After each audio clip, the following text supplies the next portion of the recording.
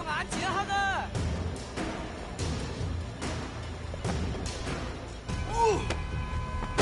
你知啊，你實死硬啊！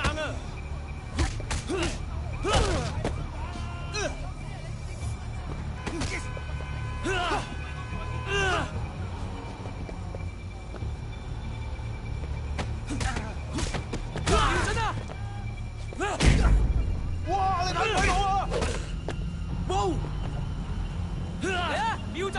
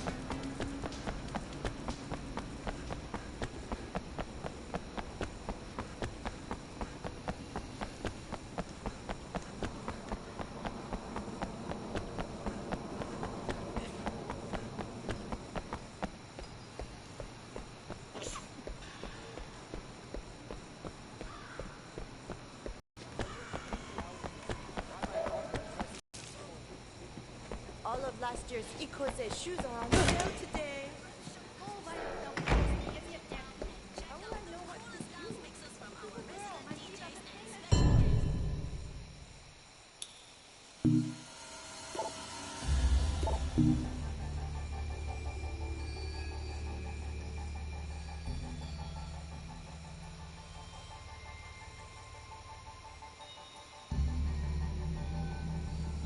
Concentrate on suspect!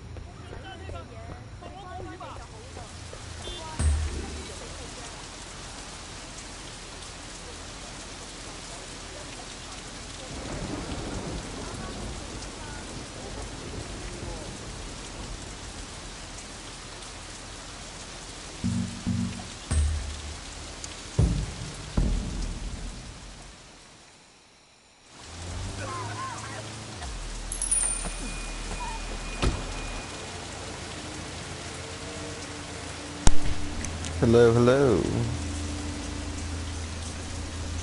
Good evening.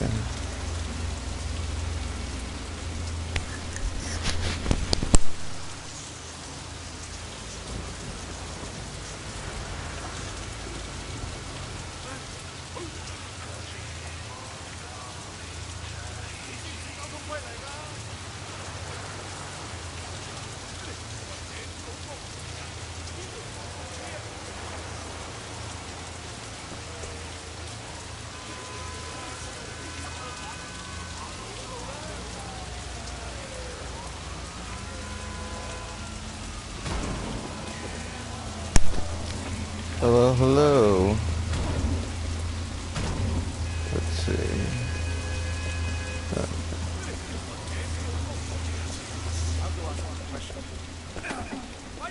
Hey, get out of here.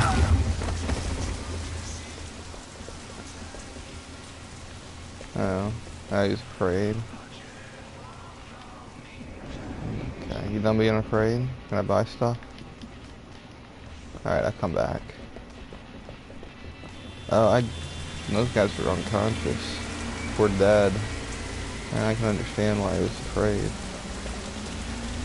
Normally they don't die if they're just being thrown. Oh, well they're gone. Hey, and this guy, he's cool now. Ooh.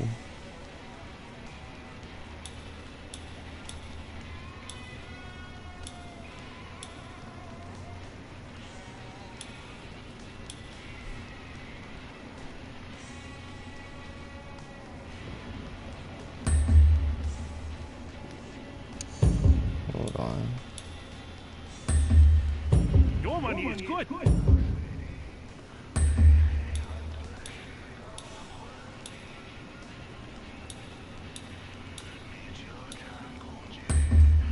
Good choice. Hey, good clothes. Cheap, right here. Shoes are overrated. Maybe he's wearing shoes now, isn't he? You can't see his sunglasses. It's okay. This guy doesn't sell pants. It's alright.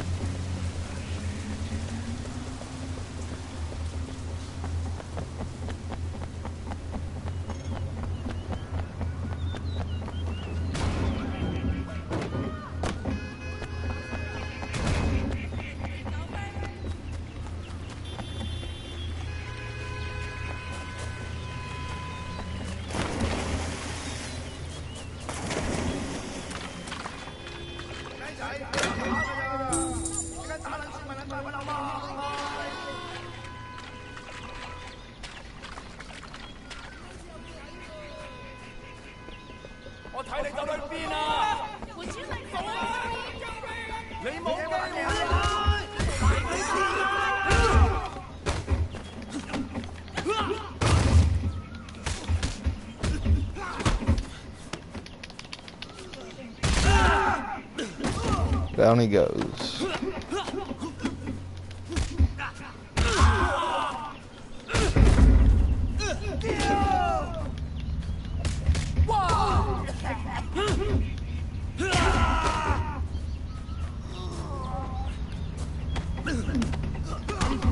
Oh yeah. What was I thinking? These big guys grab you. They grab you right back. Wait, ice cream! Special discount for men with nice ice cream! Best flavors for cute customers! Oh. Starving. I can see that you like it! Come back soon! I will. Here, I'm gonna have another one. Can I come back now? Would you like some ice cream? Yeah. I'll take some, thanks. Thanks! Come again!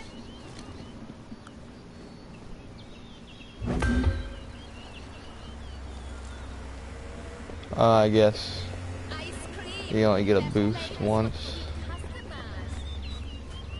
I didn't notice it, if it went up. I don't think it did.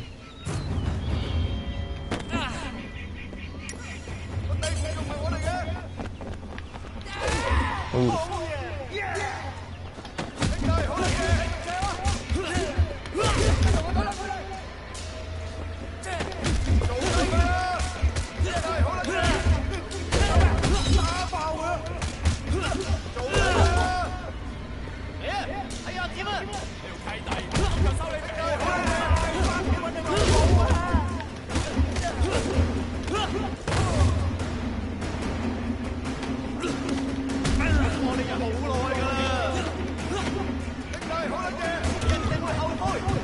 That was a bad move.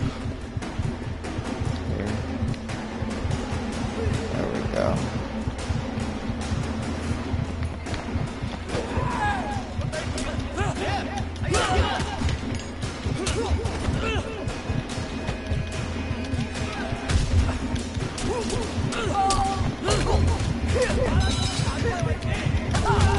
Ooh, that's not good. And down I go. Isula.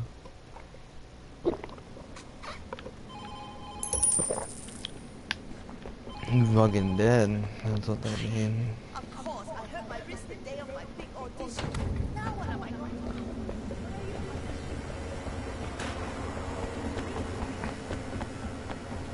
to do? I lost a good deal of money on that.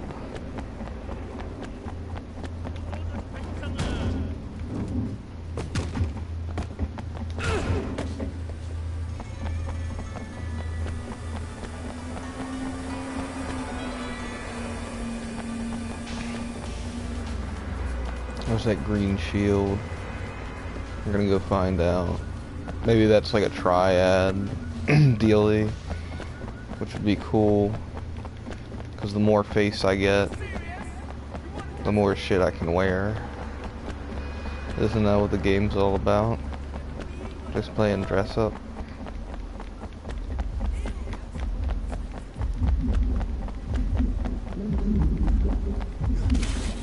Ooh, some Dukes of Hazzard shit. It's like a straight up triad mission. Dog Eyes shut up Princess Mother's Whisper tonight.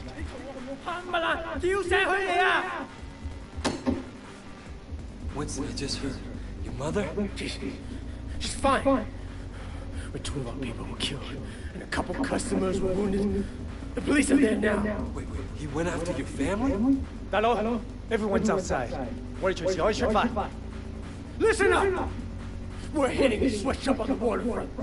All trucks move to that place. It's how he makes his money. I want it burned to the ground. See who runs the operation. Put that punk guards on in the shallow grave. Don't tell me, yeah! It's over! Winston, are you sure about this? I'm fucking sure. Look, what's the chairman gonna say when he finds his warehouse floating in the ocean? He's not gonna like it. But there's no way Dog Eyes walks away from this. So burn the warehouse, but take Suha alive. Put him to work for you, and give the chairman a bigger cut than he was getting from Dog Eyes. Okay, do it. You can't see shit with that fucking hat. Mr. Friggin' Big Trouble in Little China.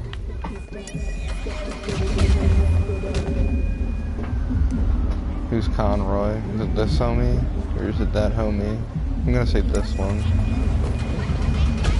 Oh yeah, I forget the driver's side's on the right. Dog Guy's gotta know he fucked with the wrong people.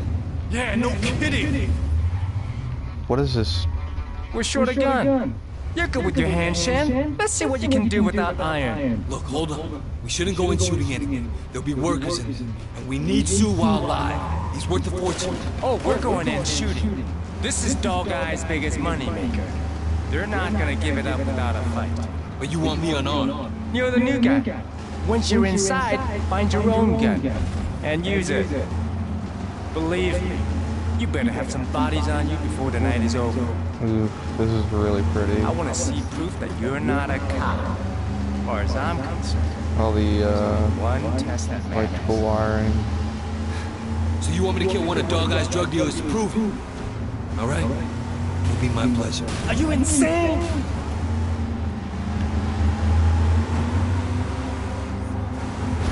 Yeah, why not? This guy's already, I'm guessing he's already murdered people. Beating them with freaking heaven and back.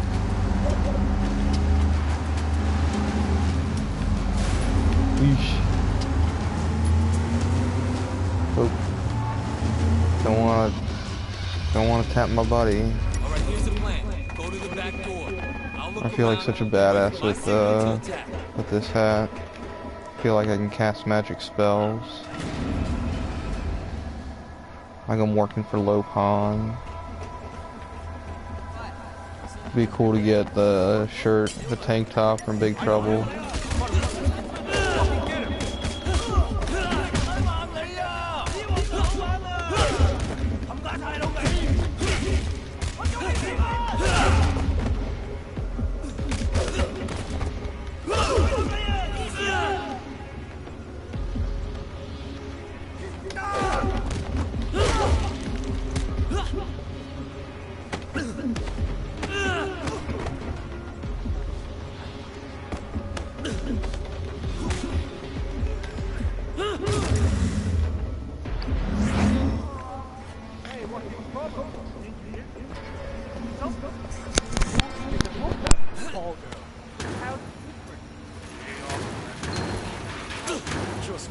Who the fuck is this?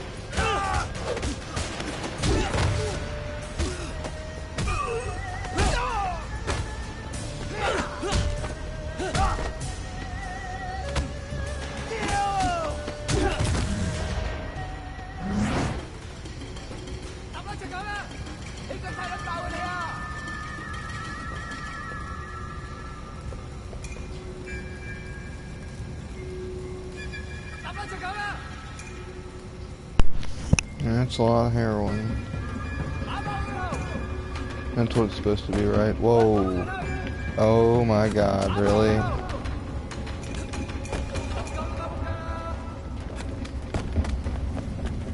Oh yeah. I'm in love with the cold. Hey, who are you? I think I've got one. Fuck on the side.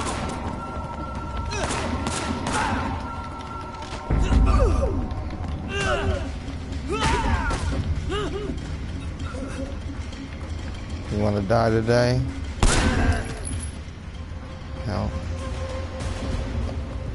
You don't have any say in it.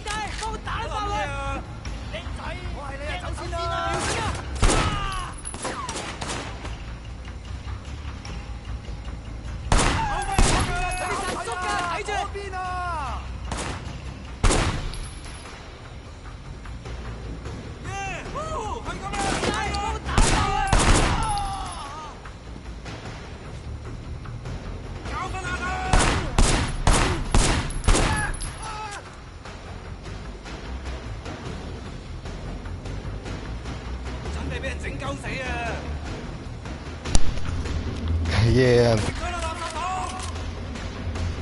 Wong Fong Jiang. Is that right?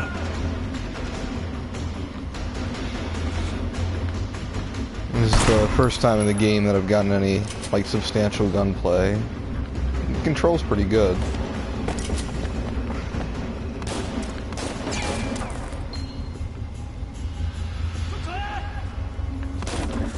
And here's some, like, John Woo stuff.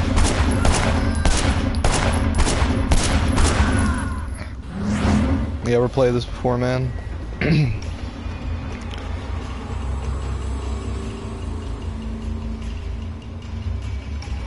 Stick with this looks like some sort of Glock, I don't know.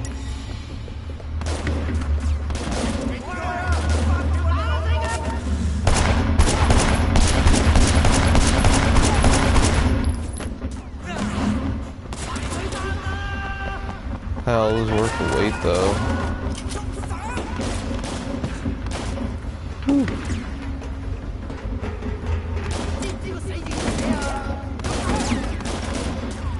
Yeah, I know a little bit of Mandarin. I can read a little bit here and there, and I can speak a little bit. I'm pretty bad with the tones, but I don't know, I do my best.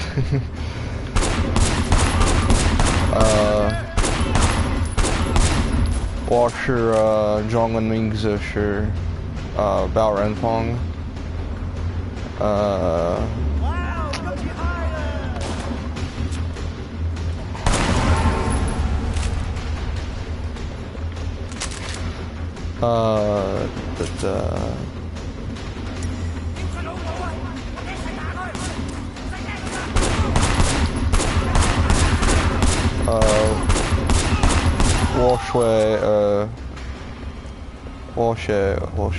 shit. Whoa. Oh yeah.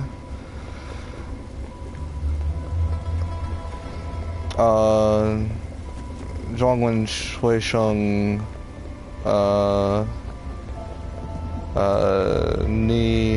Nian that year. It's been a while. I haven't had any courses. Like I studied it for like 2 years. And you're coming with me. but it's been about that since I've been in school. There's not a lot of people who speak Mandarin around here, short of like going into a restaurant. So not a lot of. Ooh, no! Oh God! Keeps jumping down. That's not where I need to be.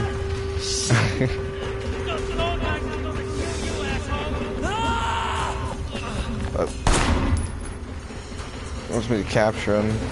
So, man, I was pretty far ahead. I should have taken advantage of that. There we go. Just grappling.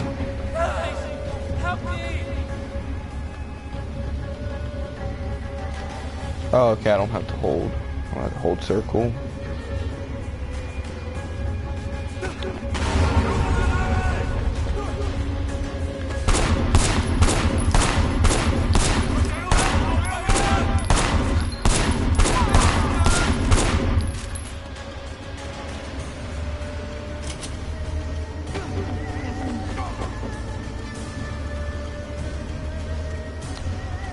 But I still remember like a good deal of the Hanzu.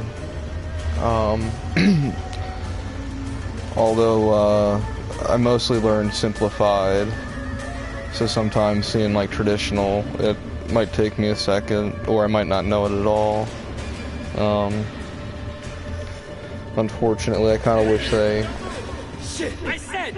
taught traditional where I went to school, but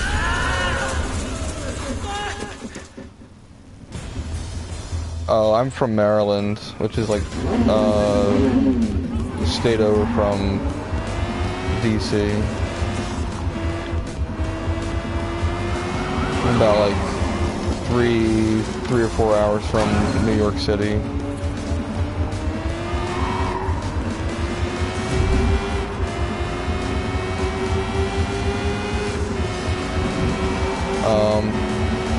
The Asian population is mostly Korean in Maryland.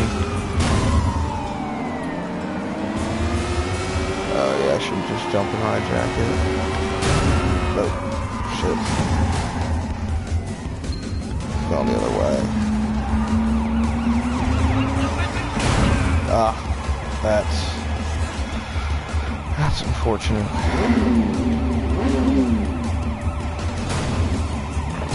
There we go. It's gonna be tricky now. He's got a big lead.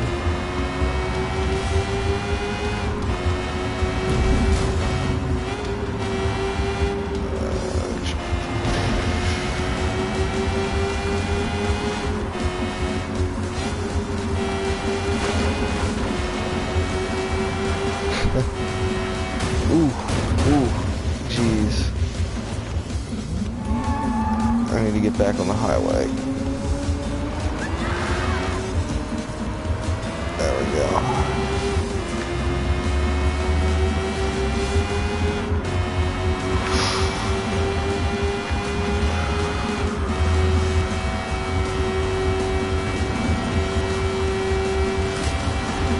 There we go.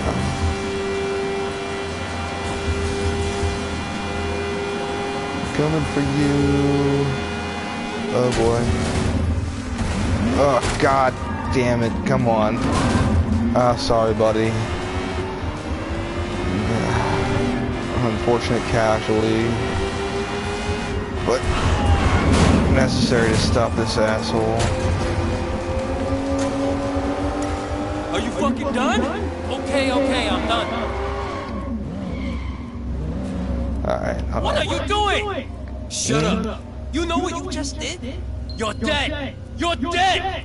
Look, Yeah, I'm I not mean, afraid of there's dog eyes. a good deal of black people I get paid by dog eyes, but all my product goes to Big Smile Lee. in Maryland, DC. I just did. But I don't know, I think for the most part, I This is mean, going to fuck things. Hey, ask me if I care. My product you got more in is the what makes country, the whole triad work.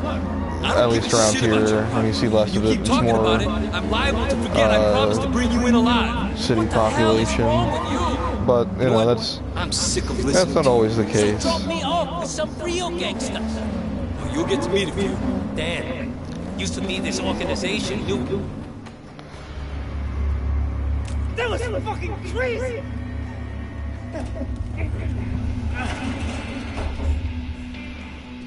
See you. Nice to motherfucking meet you. From tonight on, your partnership with Dog Eyes is done.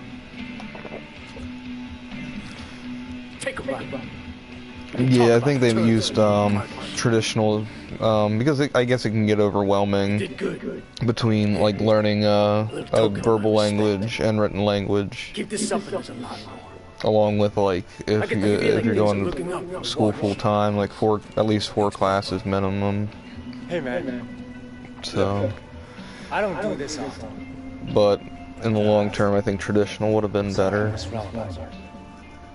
You show your true colors tonight, brother. I feel like it's easier to recognize, like, if you knew the traditional, you'd be able to more easily recognize the simplified than the other way around.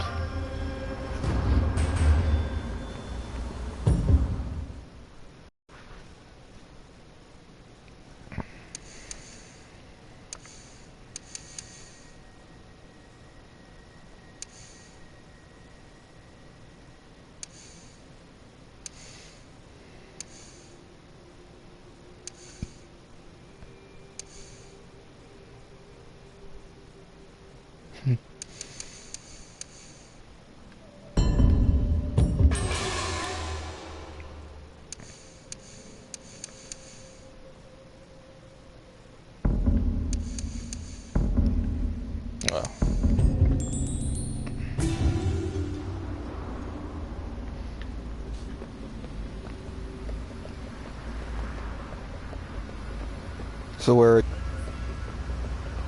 From Hong Kong? Oh, thank you.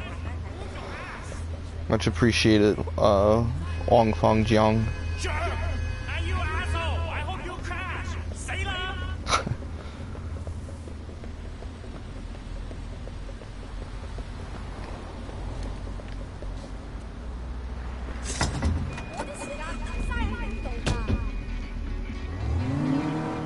Oh, Taiwan? That's where my, my instructors were from. I had 2 different ones over the course of the 2 years that I took it. Each one taught for two semesters.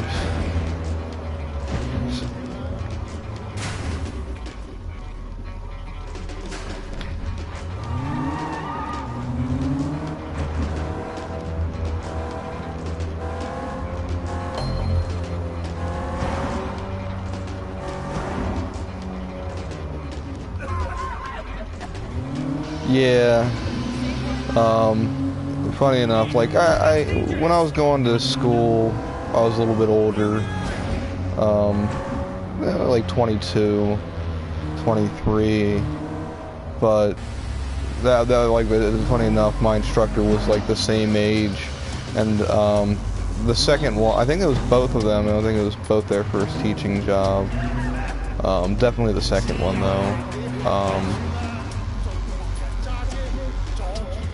And she was taking like courses at the same time at the school. My first instructor was much more strict.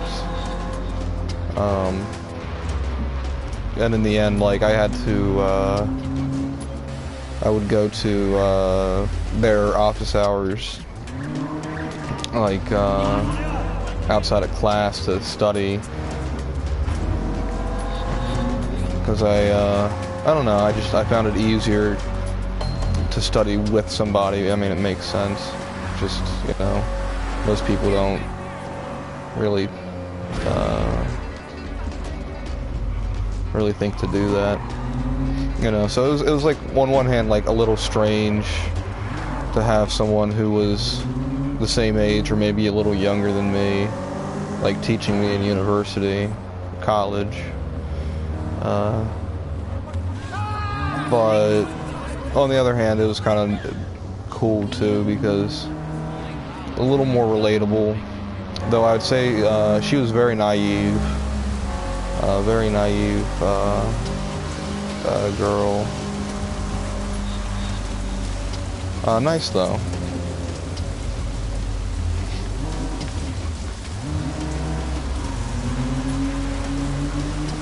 I mean, I don't know how long she was in the country before she came to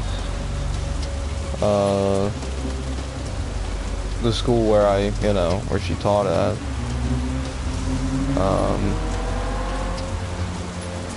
But I went out, like, gave her some rides a few times because she didn't have a car, and it was interesting to see the sort of different cultural expectations, like going to a grocery store. She was looking for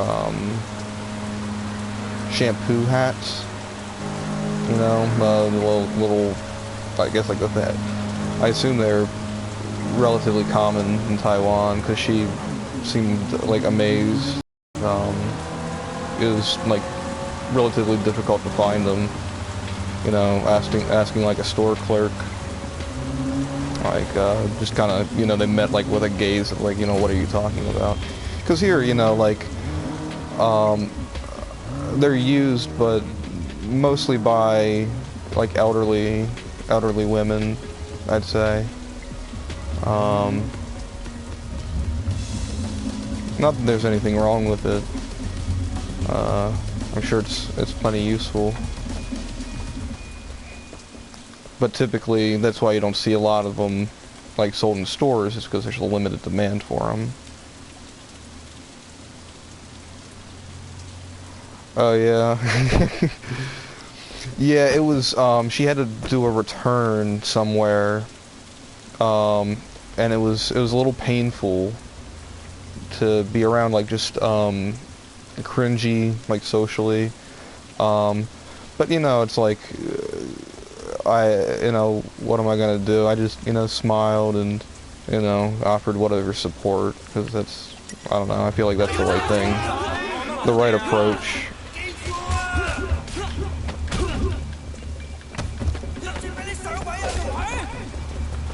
But, I mean, she figured it out.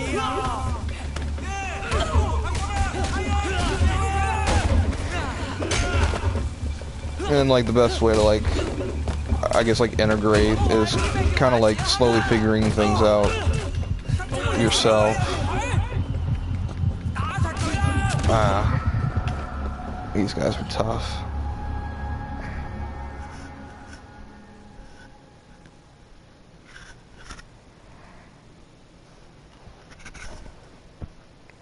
They're going out of fashion as Asia becomes more westernized.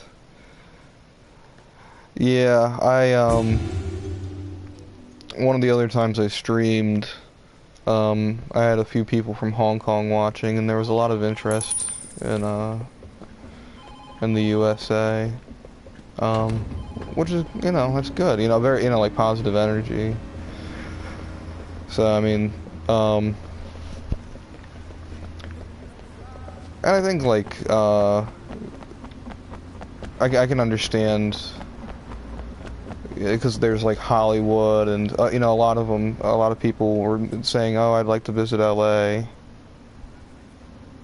When surrounded with guys with weapons, just stand still and dodge whatever comes to you. Okay. I'll do that next time. I think, give it another attempt if it's close enough. But yeah, I'll give this one a shot. Yeah, thanks for the tip. Sometimes I get a little overexcited when I get in the fights and I start moving around too much. Before this I was playing Uncharted, and then before that Dark Souls. So I'm still adjusting to the combat in this, which I think is, like, really good and tight. It's a shame I didn't play this sooner.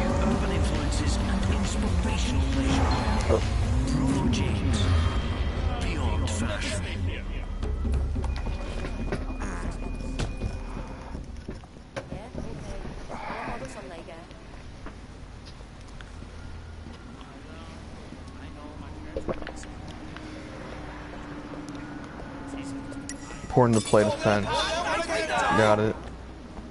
Alright.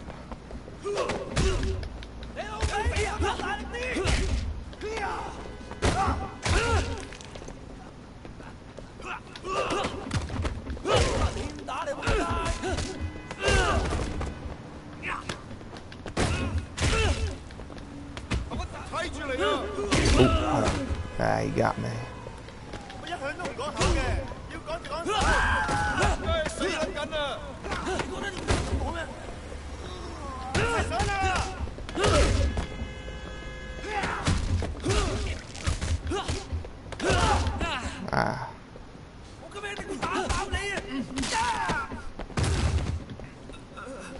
Yeah, I noticed the countering in this is a little more strict than, like, say, like the Batman games, or that one Mad Max game that came out not that long ago, or Shadows of Mordor. That's another one that uses, like, the same sort of fighting engine, which I actually kind of like, you know. You know, rather than just tapping triangle, hoping to counter something, you gotta actually time it out a little bit better, or you fuck up and you get hit.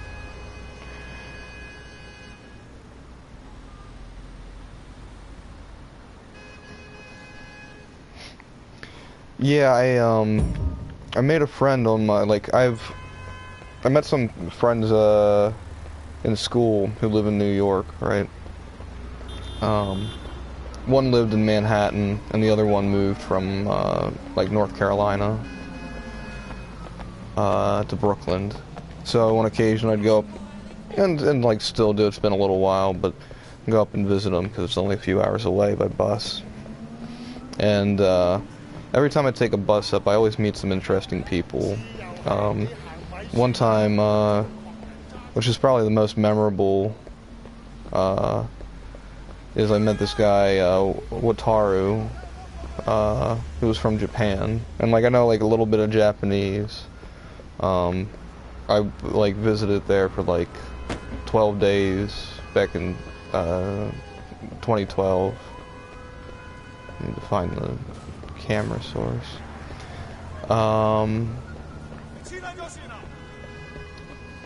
But you know, I asked him like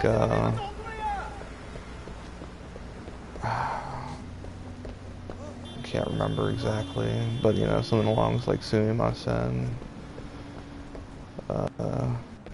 You know, are you Japanese? And you know, just got like a long conversation, and spent like the whole trip talking, you know, like kind of like back and forth, because he only knew a little bit of English and I know only like a little bit of Japanese, so we were able to communicate and like share music interests and stuff. And he I think he was like really into he's really into surfing and baseball, and he ended up I think he's living here currently in Arizona. Like he got a school exchange student like program. But yeah, he was he like you know, spoke very highly, you know, of the country, because like of America here.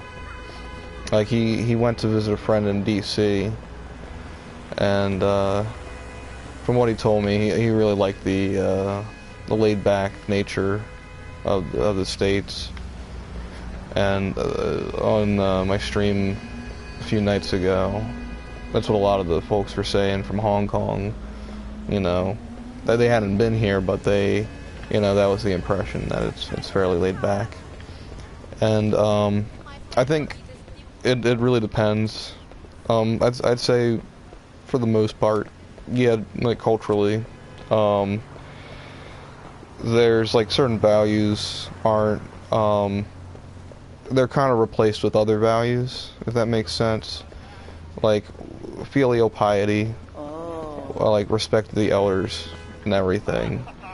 Like there is a certain like unspoken aspect to that, but there isn't like a cultural background like there is in Chinese history and you know, other Asian cultures, you know, Korean and everything, where that's a very important thing. And like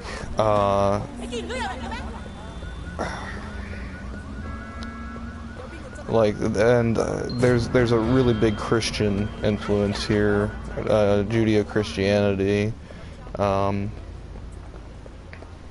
which like definitely reflects a lot of the values. I think in a lot of cases, here we go, there's the box, what am I doing?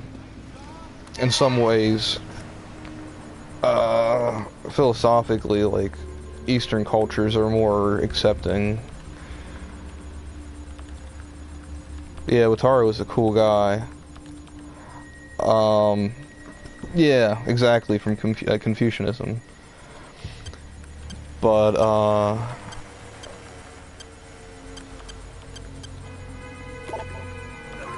let's see. Sorry, this always takes me a second with these.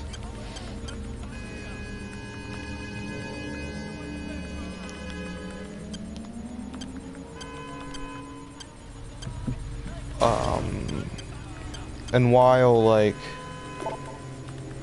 oh good.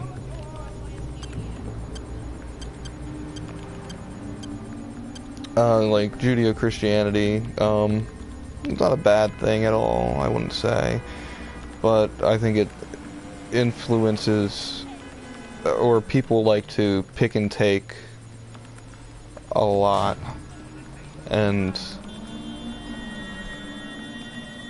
the extremism that you see day to day, like stems from Christianity and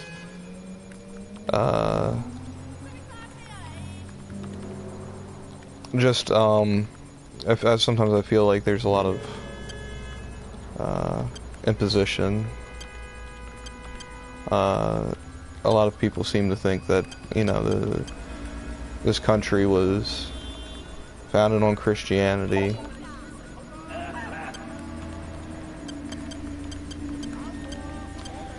And it's not completely false.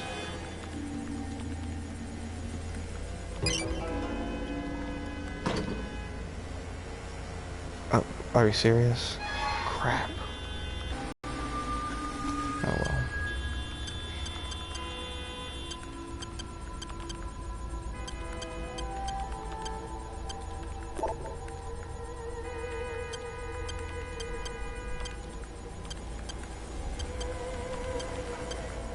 Like, I know in the case of, like, Japan, it's fairly free of religion, short of,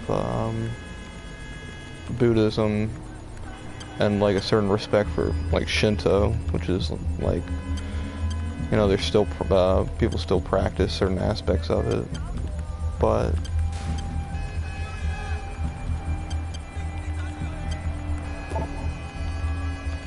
Sweet.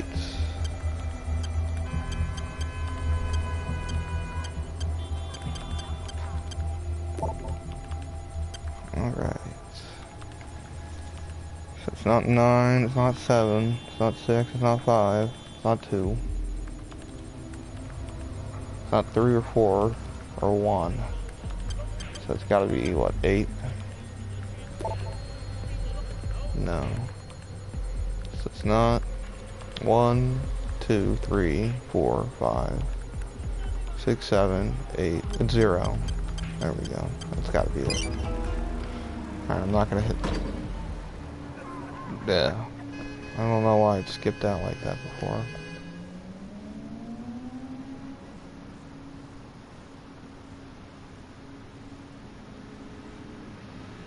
Okay. 1, 2, 3, 4.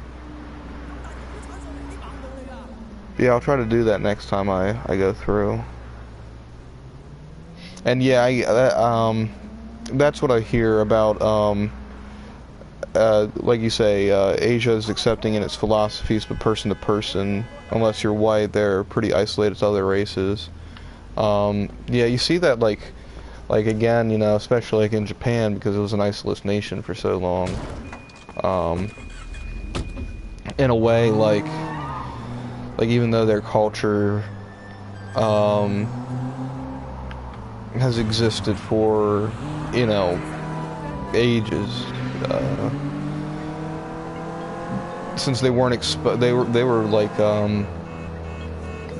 they weren't exposed to, I guess, the like modern world though until, or the Western world at the very least, until I guess like the 1600s, 1700s. So in a way, they're still like a relatively young nation.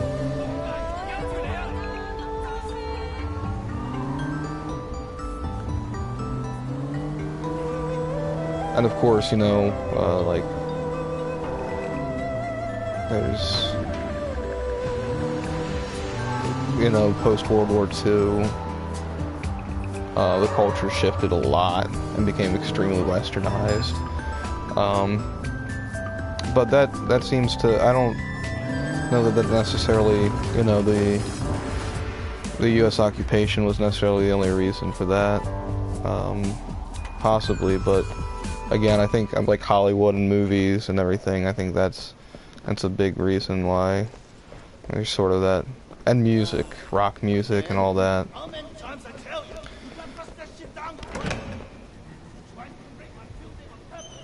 1800s, yeah. So I was a little early on that.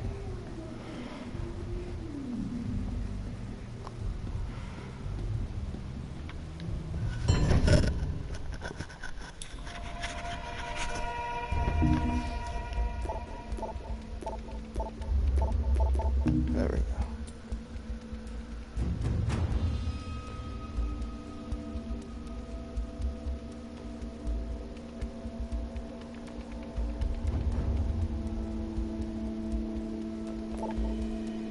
I'm positive ID on suspect.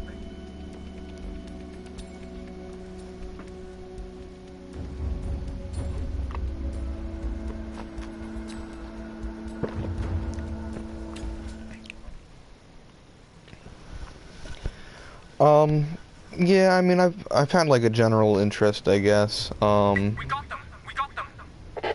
Since I was like relatively young. At least like I said, philosophically, a lot of the ideas matched up a lot more with how I felt. Well, I'm not like a follower necessarily of Buddhism. From what I've like read,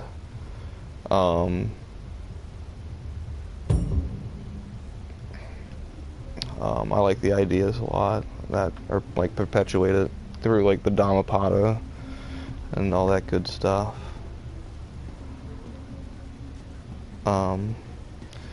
But yeah, it started with well, games, like video games, honestly, and you know, realizing at a young age that a lot of them came from Japan, and then I'm talking like 96 or 97 was probably the first time I played an import game. It'd be like Yoshi's Story on the Nintendo 64. Because a local rental place got it like before it was released here. And I think that was like one of the first times where it was like, oh, this is really cool, but I wish I could read it. And when the Sega Dreamcast was released,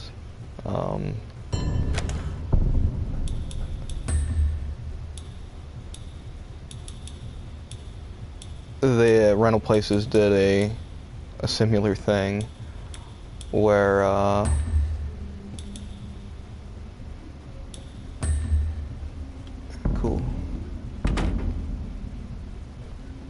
where they would rent out the like system of the Dreamcast with Sonic Adventure, but it was the Japanese hardware, right? He told Dog Eyes he wasn't going to pay, And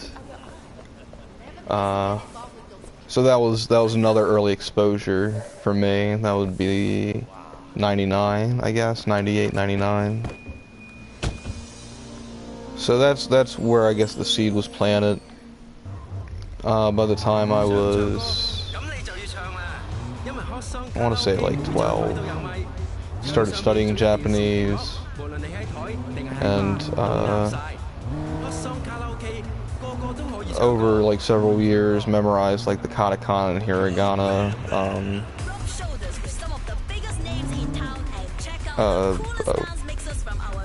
Sorry, I'm blanking. The characters, you know, hiragana, katakana, and very few kanji until I studied Mandarin, like in my early 20s, and that helped a lot in a way.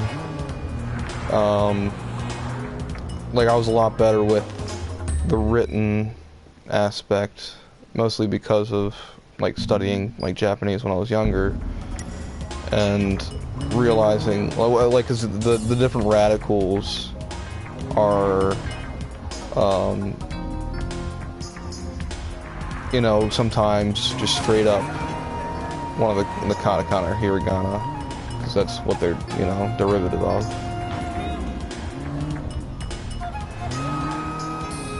But that helped me to memorize certain words.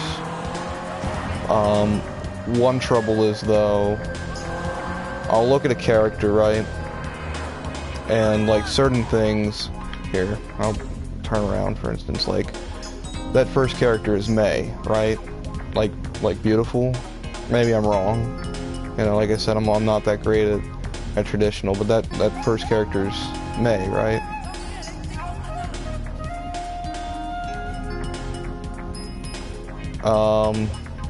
And what's that last character, Jia? I could be messing it up. I'm not 100% sure of the like the radical on top. But ja, like family or home. I have no idea what the three in between are. But on occasion it would get confusing, and since I stopped studying Mandarin, I put more time into studying Japanese, because I want to eventually like visit there again. Not that I don't want to visit Hong Kong or Taiwan or, you know, mainland China, but you know, like I said, it comes down a lot to like video games and comic books. You know, like I like animation well enough, and like Japanese animation. There's some good stuff, just like any other culture. Is kind of how I feel about it. But I've always liked comic books, no matter where they're from, and I like video games a lot. And so when I went into college for my bachelor's degree, which I didn't end up completing. I left school before I finished. But I needed a language to graduate, and there were only like a handful of choices. I think French, German, Spanish, and Chinese, Mandarin. And like I was like, okay, well, out of those, what do I think would be the most interesting to me? What do I think would be like the most useful in the long run, and what's a good challenge?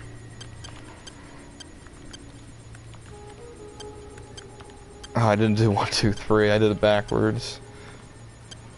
No. So 5,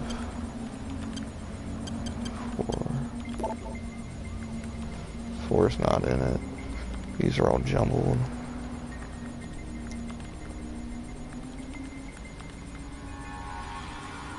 Oh, yeah. Yeah, see, like, that's one thing I've noticed that's definitely stricter in Asian culture, is a lot of laws, like, especially drug laws, really, like, in comparison to the United States,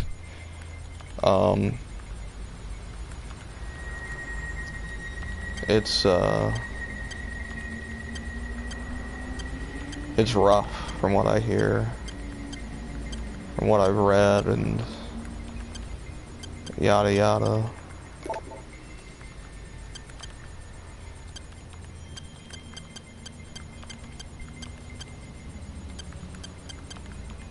A lot about mainland China.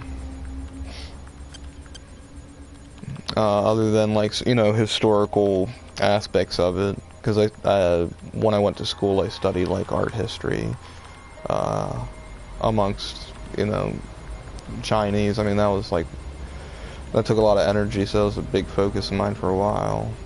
And,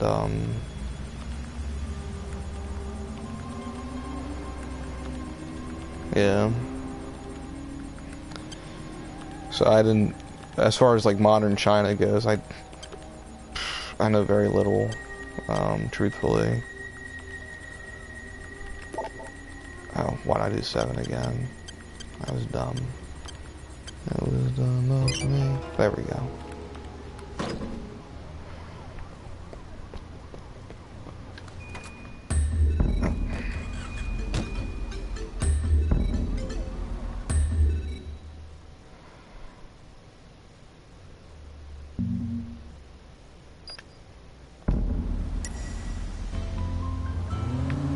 But I definitely love hearing, like, outside perspectives. You know, when people are visiting, or even just, like, expectations and things like that.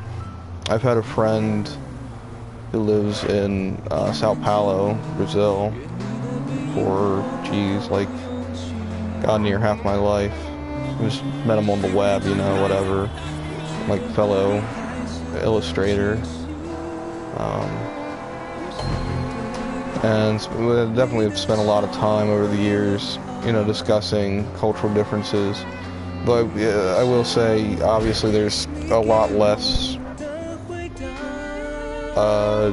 when you go from, you know, like say a Portuguese speaking country to like English, it's, you know, they're very similar, like almost like a step away, kind of like Spanish and English. So a lot of the cultures similar.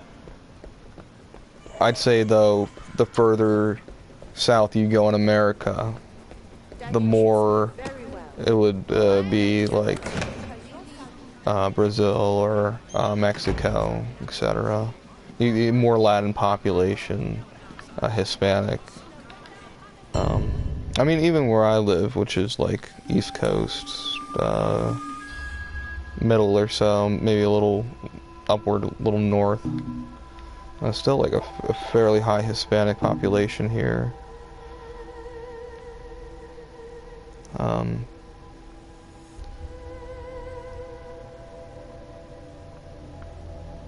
It's this guy, I bet.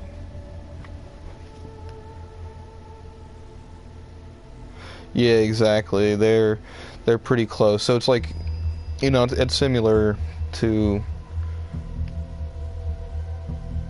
I have to figure out which one of these guys and which one's selling, because he just tested it. So it must be this guy selling, right? Guess we'll find out in a second. Whoever walks away. Is it him? I'm positive ID on suspect. I guess so. Maybe he was just... Maybe he was the one buying it, I guess. It says identify the supplier, though, of the buyer, wasn't it? Guess I'll find out in a second. We got them! We got them! Oh no, I got it right. Beats me.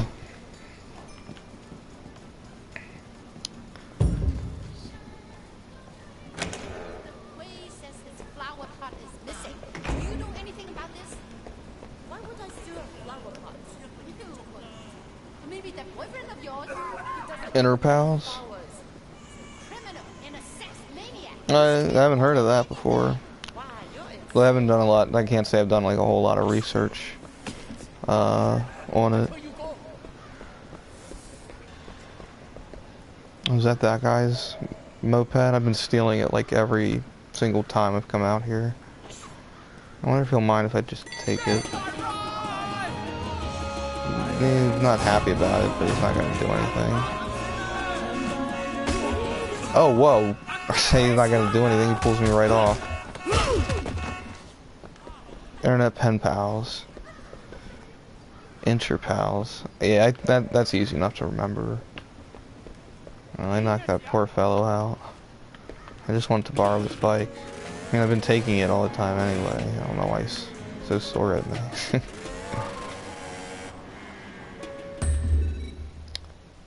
Any other...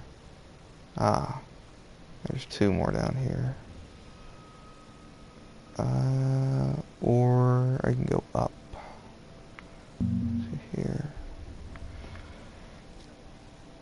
I'm gonna go down first, I think.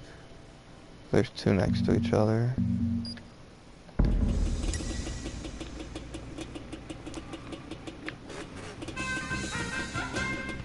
So rude. Elegance, style, legendary quality.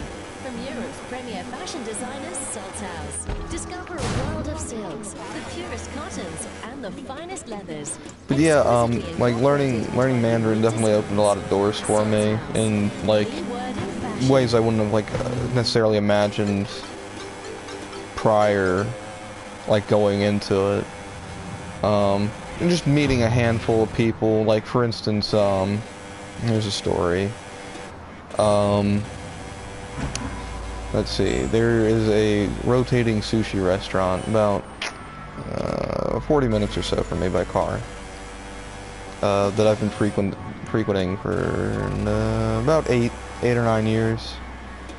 So I've gotten to know a lot of the people who work there, pretty much the same people every day. They all speak Mandarin. So like they were already fairly friendly with me because I was a regular customer, but as I learned more and more Mandarin, every week, which is is about what I would go there. These days I go maybe once every month and a half. I just don't have the time or money. But I met a nice guy named Sun Zhongyi, who he was just really friendly, and it came around my birthday, and me and a buddy of mine who would always go to the restaurant, he has to, if I wanted to have like a traditional Chinese dinner, and invited me. I don't know if it was the day of my birthday. It might have been like a day after, the weekend of, whatever worked for him. Who knows? But I met him. Like I said, there's like a relatively decent Korean population, not too far from me, because especially with DC. DC has a really big Asian population, Chinese, Korean. Not a huge, I don't think a very huge Japanese population, but probably the most in the area.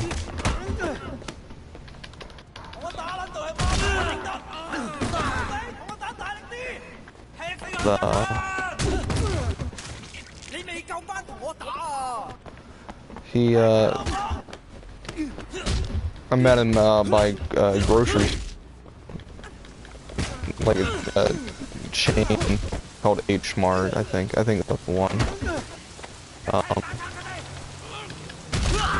And he had brought his mother, who didn't speak any English at all. Either way, we did the whole thing where you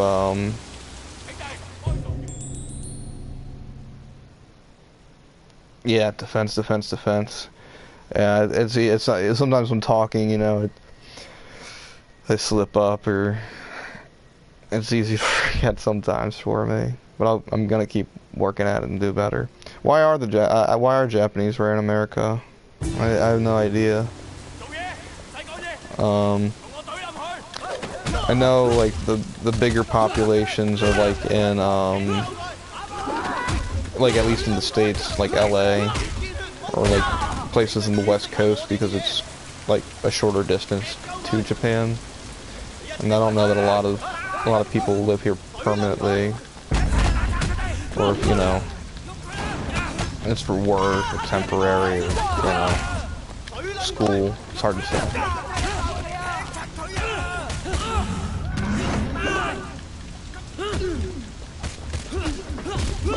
Their country wasn't taken over by communism or conquered. Yeah, so they got it a lot better, I guess, over in their home country, right? I mean, like, I guess you could argue, the U.S. naval occupation or something, but that's really nothing. I think, in the long run, I think that it was probably the right decision, to have soldiers and yada yada occupy. It's just the wise thing to do after wrapping up a war. Koreans, North Korea becoming communist, so they fled to the U.S. Yep. Chinese, same deal. And Vietnam, same deal. Yeah. It makes a lot of sense. And I will say, like, even visiting Japan, it was like, I want to say, like an extreme version of America. Like, everything was amplified. You saw a lot of recognizable American brands. Just so much has been influenced. But I think what's appealing is, I guess, the infusion of their culture as well. Oh, there's the camera. And I mean, their culture is just, you know, it's derivative of Chinese culture for the most part.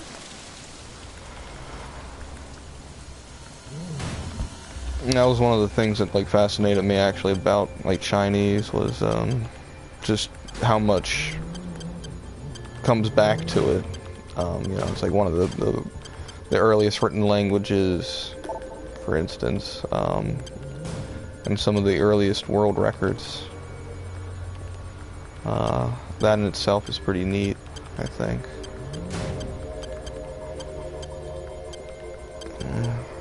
It's not 2, 3, 4, 5, 6, 7. There we go.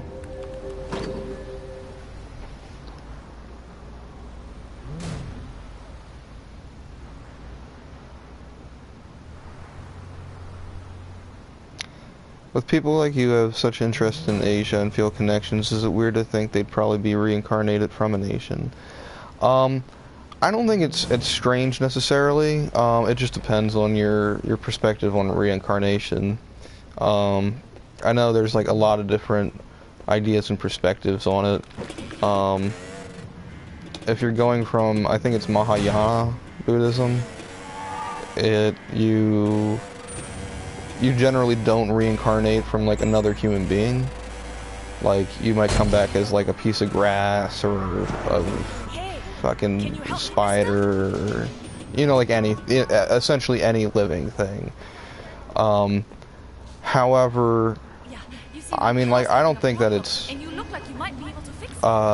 necessarily out of the realm of things, and truthfully, like, reincarnation as far as like afterlife theories go is like is the one I find personally most comforting. Yeah, that's figures. Whereas I know, like, for the most part, a lot of people here in North America, you know, share the very much like the heaven-hell concept.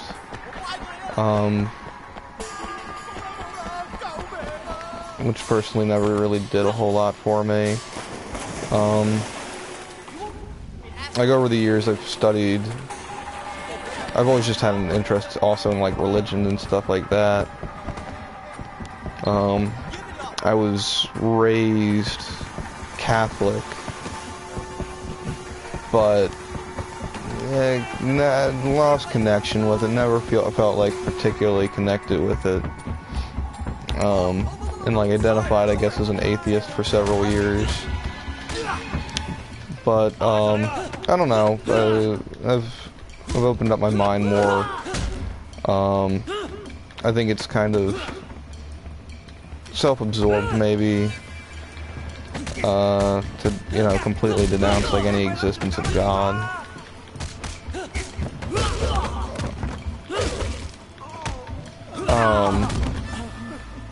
But, you know, to each their own.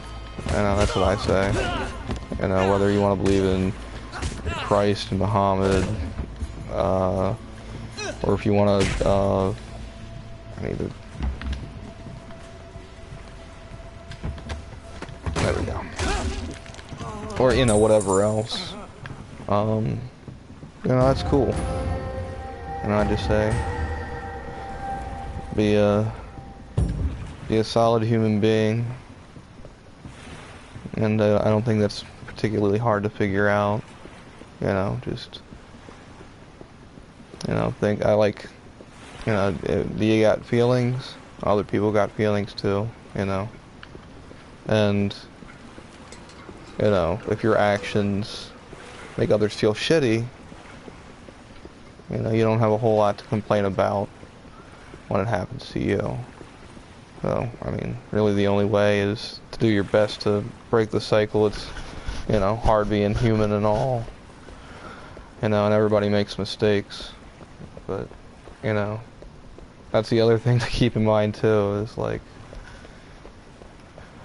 people are so fast to condemn others.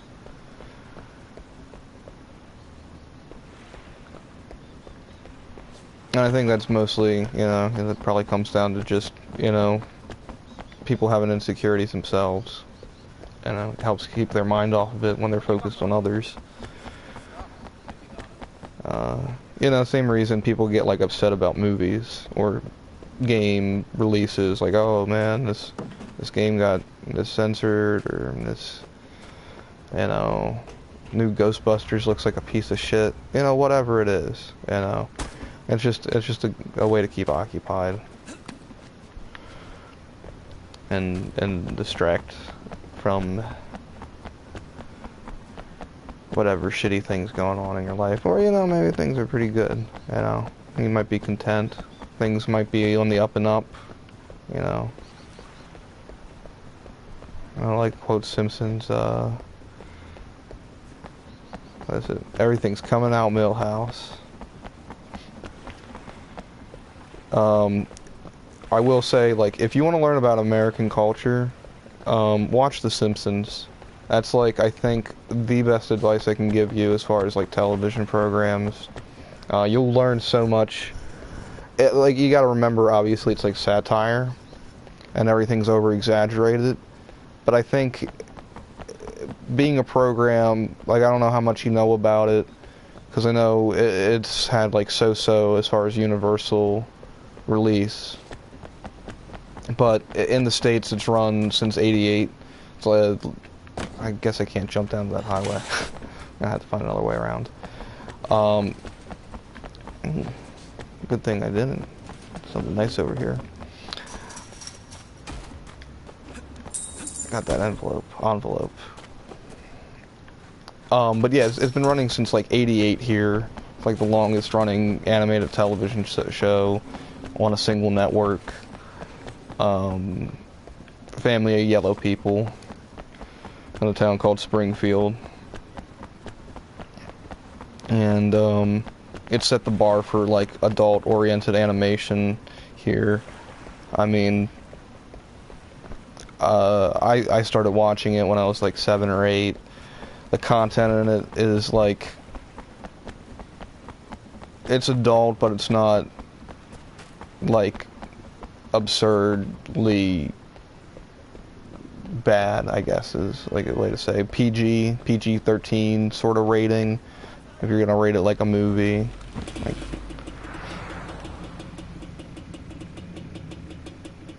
oh, it's an excellent show. I mean, people complain, like, and again, people find anything to complain about, but because the show's been running so long, obviously there's been different writers over the years, and some people were like, oh, The Simpsons isn't as good as it used to be. Because I will say, like, seasons like 4, 5, and 6 are like masterpieces.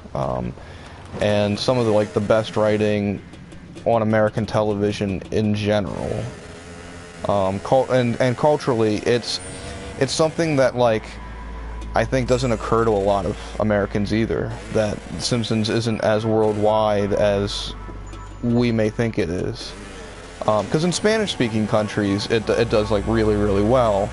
But again, you know, like I was saying before, there's a lot more in common with that culture, and the tweaks that you would need to make to like localize it would be far less than an Asian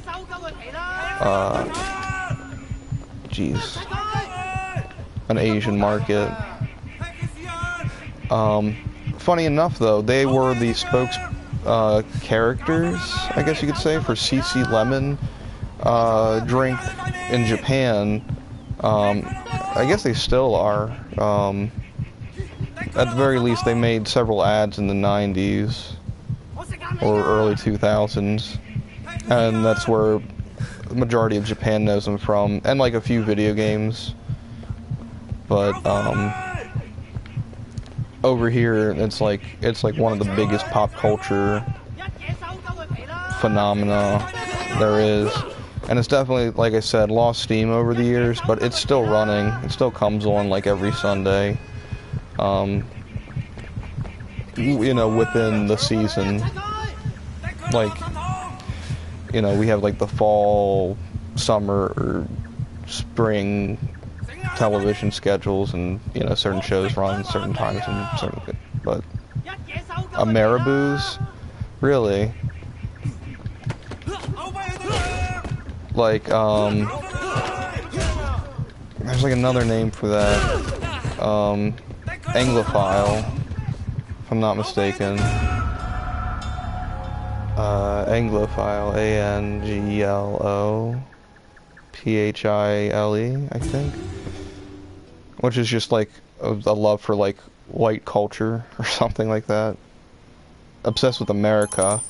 Yeah, see, that's a little more specific too. Because like, the Anglophile, I'm pretty sure it's like, just white culture in general, and it might be even more targeted towards like Old English type, like England or other like English-speaking countries.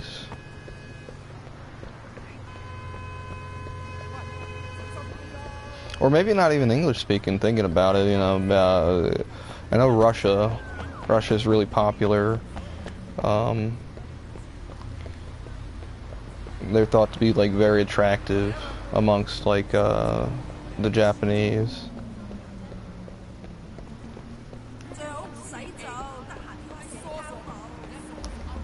But you know, like there's a stigma here, you know.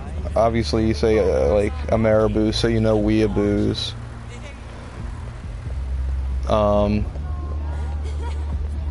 There's definitely like a stigma here with it, unfortunately. Oh, hey, that's neat. Hey, Tiffany. Oh, you're here. I've got everything set up. There's no escaping karaoke here, is there?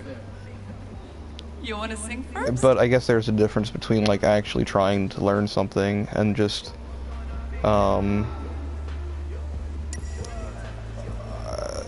looking at like only one particular portion of a culture, or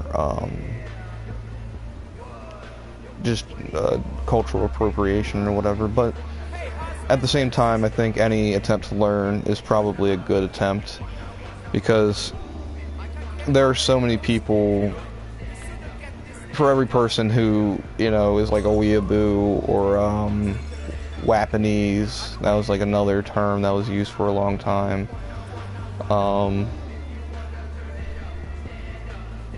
Like at the very minimum there,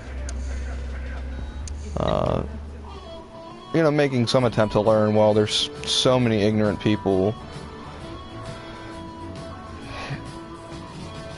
who are stuck in their ways and don't want to know a damn thing about another culture. You know, and it's all personal choice, but I think a lot of hate comes from just not making any attempt at understanding others.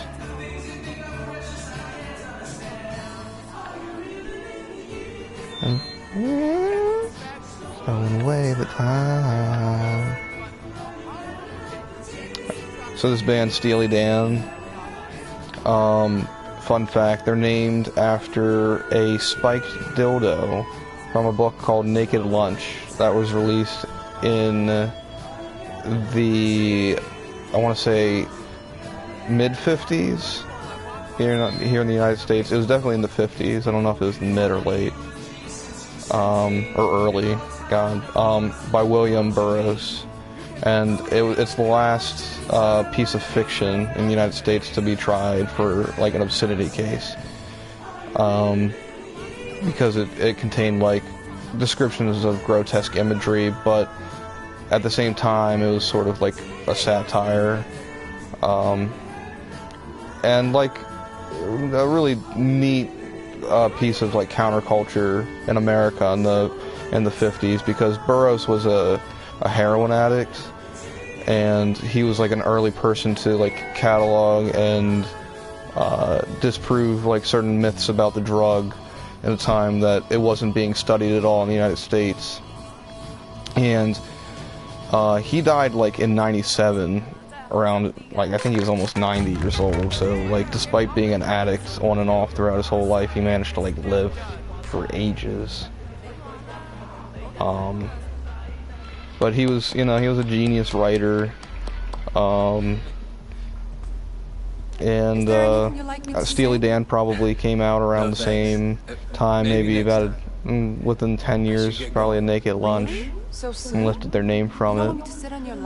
But it's such an obscure little thing.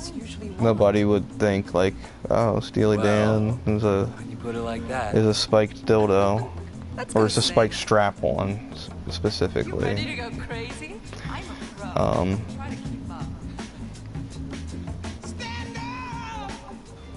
I don't much these days, but when I was younger, I used to like to read a lot of like fictional novels or pseudo-fiction.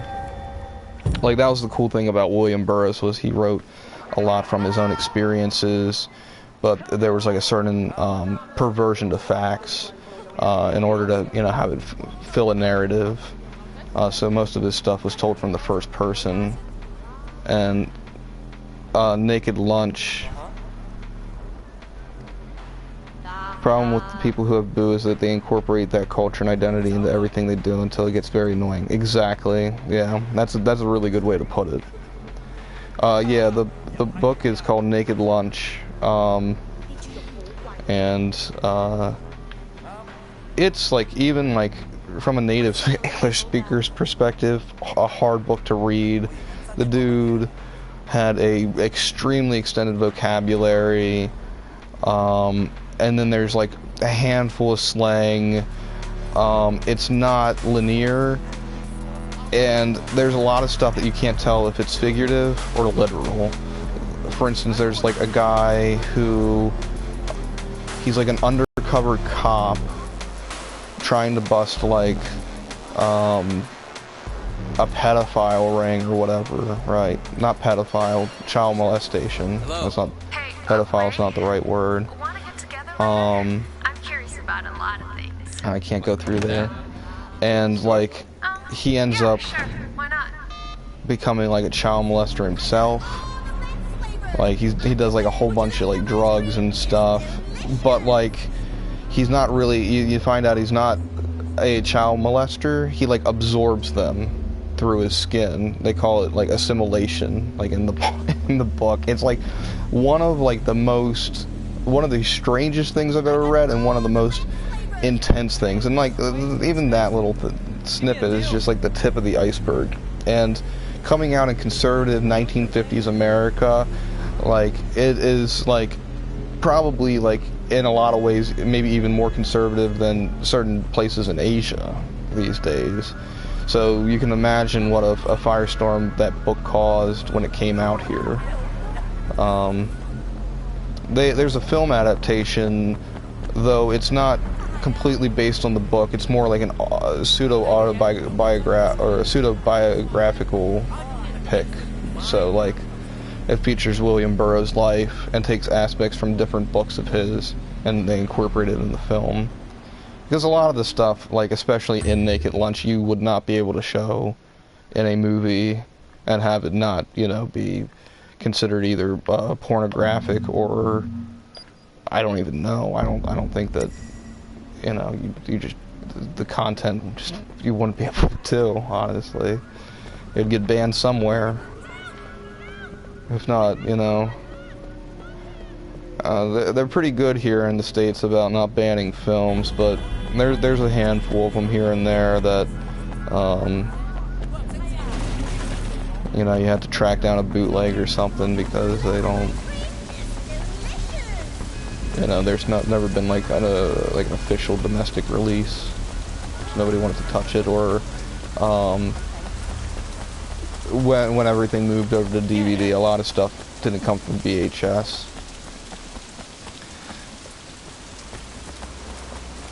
But you gotta have demand for it too, or else it's just a waste of money for the companies printing that stuff. So, like obscuro films that, you know, in some cases might have been banned, you know, if you can't generate enough interest, there's no point in reprinting it. Well, it's always like a fun, I like movies a lot. It's always like a fun journey to, oh god, I hit that person's car. It's always a fun journey to kind of like track down more obscure films And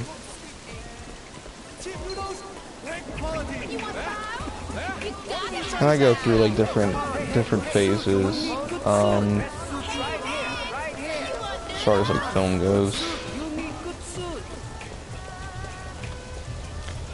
Yeah, I mean, give it a shot. You know, at the very least, like I'd read about it. You know, if that makes sense. Like whether it's like Wikipedia or something like that. But it's almost like the background behind the book. I wouldn't say it is more interesting than the book, but it's a lot more coherent. Because that book. Have I seen Bruce Lee's movies? Yeah, absolutely. Funny enough, like the only one I haven't seen that I can think of, like in completion, is Enter the Dragon, which is like the most popular one here in the States, because that was like what his Hollywood picture. But I've seen every other one he's done.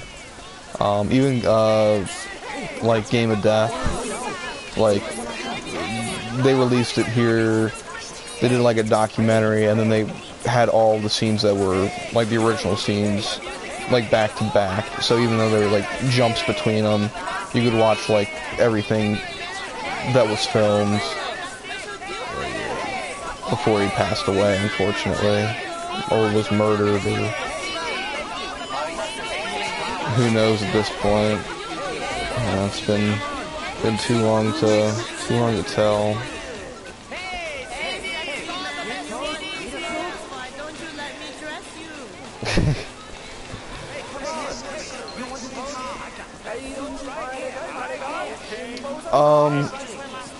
I don't know. I think if it was finished, it could have. For me, it's like one of the most memorable. I mean, the Kareem Abdul-Jabbar fight is really neat. The finished version of Game of Death is pretty bad. Like where they got the Lee impersonator, the Bruceploitation, one of the Bruceploitation guys. Yeah, that's exactly what I've heard too. Yeah, poison, because like they blamed it on like a combination of like marijuana and like prescription drugs, because he was like a huge pot smoker. But like it's like well known now, but like, you know, marijuana doesn't really interfere with any other drugs. So from the sounds of it, he got like basically poisoned through his prescriptions, or he don't even do steroids too. So it may have something to do with that as well. But there's a lot of different ways that could have happened. I mean, Bruce Lee was a really awesome guy. That's my impression of him. Just really down to earth, smart, one of a kind, you know. He ate weed brownies. Oh yeah?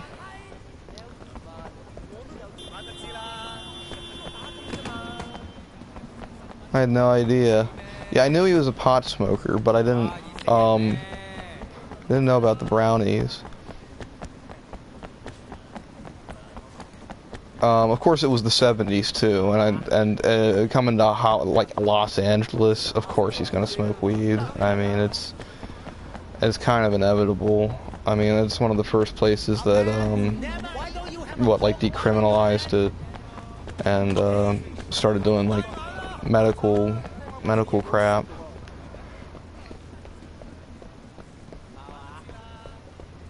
Yeah, tobacco. Oh, really? He wouldn't smoke.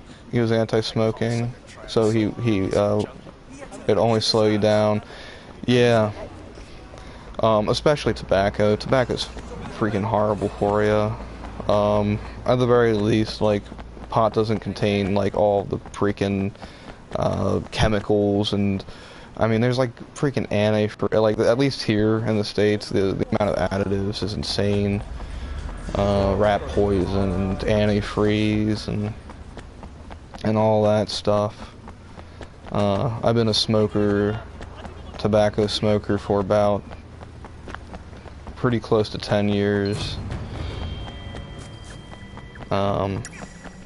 And it's just a hard habit to quit. I don't think I've quit for more than a few months at a time in that 10 years.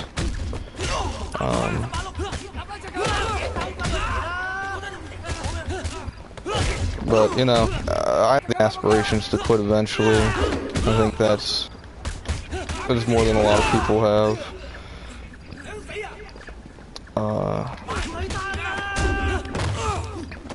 But the time will come. But I would never recommend tobacco to anybody. It's just no good.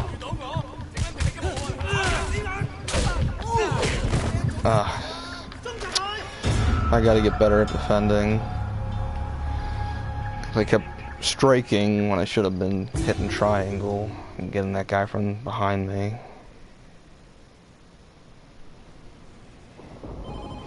Oh, why? It's like a good question. I don't know, I started when I was like 17 or so. And I was just curious, I guess, about the sensation. Always kind of was one of those things where it was like, you know, when I had an opportunity to try it, and I was close enough to, you know, 18, where if I did end up getting addicted, I would be able to fund my habit, not have to, like, go through whatever avenues to get them, whether, you know, asking my parents, God forbid, or, you know, it's like an underage kid, or having friends or something buy them for me, and I was like, I never wanted to deal with that.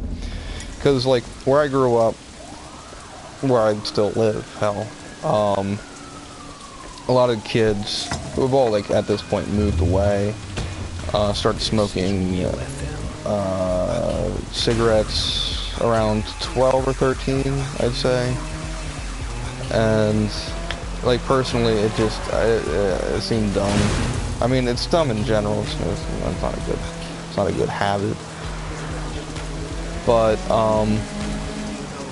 I mean, I won't lie, I'm not gonna say that I don't enjoy it to a certain degree. If I didn't enjoy it, I wouldn't keep doing it. I mean, things are addictive, but, you know, at least personally, I think I have enough willpower if I fucking hate something to stop doing it, you know. It's like you don't keep pounding your head against a wall or whatever. It's like I guess that's not the same, you know. It's not really addictive, but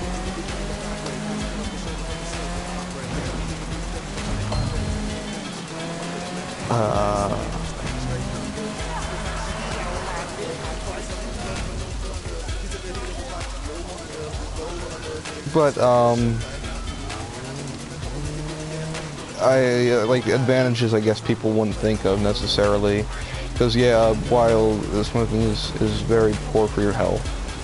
Oh, that was a mistake. There are a few things that could be viewed as advantageous, such as I've met a lot of people standing outside, and I've forged a lot of friendships, meeting other people smoking, like just stepping outside for a cigarette. When I went to Japan, even, I would strike up conversations with other Japanese folk who were smoking, because, you know, especially there, you have to stand aside a lot of public areas, unless it's indoors for some reason, you can't smoke. So I've met a lot of people. Oh, the cigarette is definitely like a grown man's pacifier. Absolutely. Oral fixation. It's calming. A lot of people are kind of tricked into thinking that it's the cigarette that's part of the calming aspect, but it's really the breathing exercise of inhaling and exhaling the smoke. If anything, smoking will make you more anxious, and you'll end up getting that kind of like right 15 minutes or so after smoking, or even during a cigarette, and you might start trembling. But yeah, your heart rate goes up, but other things which are, it's not necessarily an advantage, but it's not necessarily a disadvantage either. It's been convenient at times, but it's an appetite suppressant, so having a cigarette on many occasions like helped me in a situation where maybe I don't have the opportunity to eat, remove the pain that is hunger, or at least chase it off for a while until I needed the next cigarette or ate. So that's like one of the other things I guess I could think of, but mostly I think the social, just like drinking, that's one of the biggest, I guess, advantages. Like, I don't drink personally. I haven't for several years. Nothing against it. It's just I don't find the need. I get it can be a good stress relief for some folks, but I've also had like several friends over the years who are alcoholics, and that's a quick way to like discourage you from becoming a regular drinker. But again, you know, those friends were mostly functional. Oh, come on. Got button Q. This basketball team kicking my ass. Why not vape? Because it's not the same sensation. I've tried it on a few occasions, and it seems like something that would just be, with the fat guys, you have to play offensive. Okay, yeah, because I know if you can't even grab those guys, they freaking wreck you. They just pick you up and throw you if you try to grab them. Yeah, as far as like vape goes, not the same sensation. I don't like having to necessarily charge things. I like the aspect of being able to, you got a flame and you got a cigarette. The cigarette's really light in the hand, so like the general motions that you would get normally from a cigarette, you wouldn't get from like, say, like a vape rig, which I know are like fairly popular, especially like in Asian countries these days, where you can customize it and everything, or you can, or they have like the one-off like vapor cigarettes where you can buy them in a gas station, and you get like 1,000 puffs or something for $10. But I guess another reason I'm not into vaping is, I know it's silly being a smoker and saying it, but disadvantages as far as lung health. And it's not the case with all vapor, but a large majority of it uses certain chemicals that can lead to popcorn lung. Yeah, the simplicity is great. Yeah, the fact that the shit about popcorn lung is coming out lately, and if you don't know what that is, it's basically where they manufacture microwave popcorn. One of the chemicals they use, can't think of it off the top of my head, because it's something I'd never heard of prior. Over time working in the factories, they would get what they call popcorn lung, which is like Swiss cheese-esque holes in your lung. Now, while smoking is terrible for you and all that jazz, if you quit within 7 years, the cilia in your lung should clean it up back to what they say is about the same as someone who's never smoked a day in their life. You know, I've read that in several places, and it seems, and it's one of the biggest pushes with like anti-smoking campaigns, trying to get people to quit, is like, you know, there's still a chance, but you know, obviously the longer you do it, the worse effect it's going to have on your body. So like, cigarettes don't cause that shit. The damage they cause is for the most part, temporary. You know, you can get things like COPD, and it can increase your risks for cancer, lung, mouth, stomach, and other places. But at the very least, it doesn't create like crazy Swiss cheese holes. You know. But again, you know, like if people want to do it, I don't think that it should be banned. I think that's just that's ridiculous. Because here in the States, recently the FDA, and this is from my perspective, let's regain their monopoly on tobacco products. God damn it! I'm just gonna bail. Let go of this guy. Here. I'm just gonna get out of here and heal up, and come back in a minute instead of having to walk all the way back. But the FDA, the Food and Drug Administration here in the United States, has like passed some weird shit about vaping, and it's going to take a little while for it to go into effect. I think sometime in 2017. But essentially, it requires like all vaping liquid to pass through the FDA. And yeah, exactly, scary shit. And everything has to pass through the FDA, and the only people, a lot of the people who produce vaping liquids are smaller companies, and not all of them, you know, some of them do create relatively safe, as far as we know, at least not popcorn lung shit, vaping stuff, and it also puts like the growing marijuana industry in the United States in a weird spot, because whereas like the country's been moving towards like legalization, like slowly, of marijuana, vaping is like a relatively big part of that culture, and that's because of at least I think the medicinal market, and you know, cancer patients and other sick folk not wanting to smoke, because like whether it's smoke is smoke, it's not good for you, you know, and if you're sick, you definitely don't want to be making it worse. So you got like, you know, pot infused snacks and lip balm and all, you know, pretty much nowadays they make it out of anything. But the country's in a weird spot where it's like, well,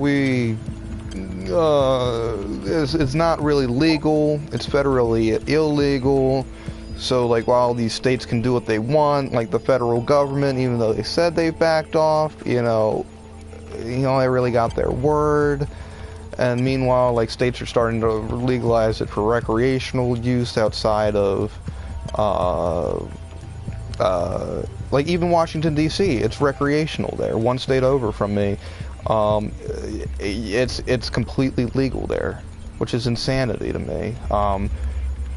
Not because it's a bad thing, but it's just 4 or 5. Yeah, got to keep going up. Okay, so that's gonna be the 6, and we can try 7. But I mean, it's just crazy, because, you know, growing up, it was just basically in my lifetime, in your lifetime, you know, it's always been Prohibition Central. Yeah, I think there's at least 3 states, and then the District of Columbia that have legalized, and then here in Maryland, where I live, it's decriminalized for small amounts, and we have a medicinal program in the works coming up, but not sure how it's going to be handled quite yet. But I mean, I don't see anything wrong with it. There's a lot of benefits to it, and you know, it's a great way to reduce crime for something that's not as harmful as alcohol, and not as harmful as cigarettes, 2 things that are pushed down our throat and normalized in our culture, you know. But that's just me. And I think a lot more people are coming around for that that train of thought. Who would I vote for? That's a good question. I can say right now, I don't like Donald Trump, and I don't really like Hillary Clinton all that much. Donald Trump is, he'll say anything, essentially, to make people like him, and all he's demonstrated is bigotry and the things that he's said. And I don't trust him, and Senator Clinton, you know, Hillary Clinton, she's a fucking liar. And has been caught in it. I mean, of course, they're politicians, they lie, you know, but she's like a war criminal, for Christ's sakes. I mean, I might be giving her maybe more credit than she deserves, but it's not somebody that I would personally like to see in office. And it has nothing to do with her being a woman. Honestly, if somebody had the right ideas, I don't give a shit what gender, what color, what nationality they are at all. Because there's such a lack of that, and the lack of fucking common sense in this country, it drives me crazy sometimes. But, you know, I just try to, you know, remain positive and remember that I am fortunate, despite, you know, the idiosyncrasies of, like, the government here, because it's like that for the most part everywhere, and at the very least, it could be more fucked up. But I will say that that's not, like, any reason to, like, give up on making things better. It's just something to acknowledge, and rather than complain, you know, either, you know, do something about it. Doing a little better each time.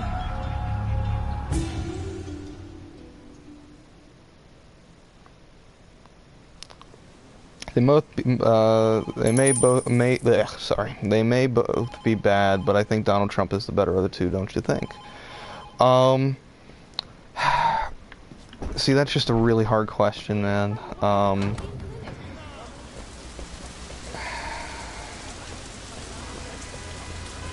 Now,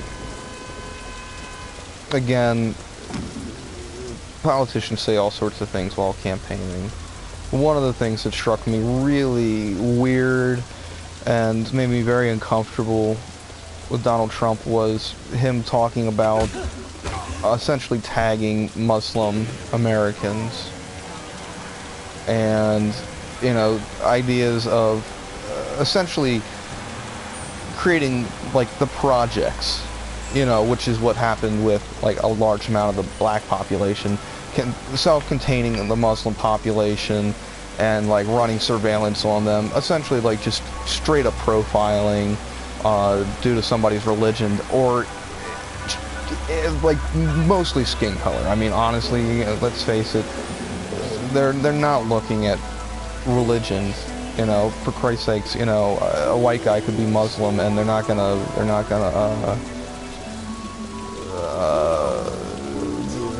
you know, go out of their way to, like, question the guy unless he's looking what they consider suspicious, with a long beard and the drapes and the head shit and all that.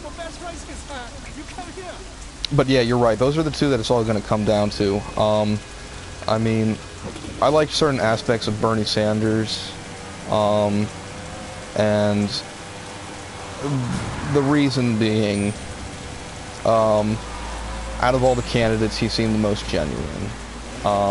He's been saying the same shit for, like, the last 30 years. His ideas are good, if not overly optimistic, and financially inconceivable where the country's at this point. But at the very least, he's not a fucking bigot, and a lot of his ideas wouldn't necessarily take money, but more so just support from Congress, which is something he probably wouldn't get anyway because it's divided up, so it's mostly Republicans at this point.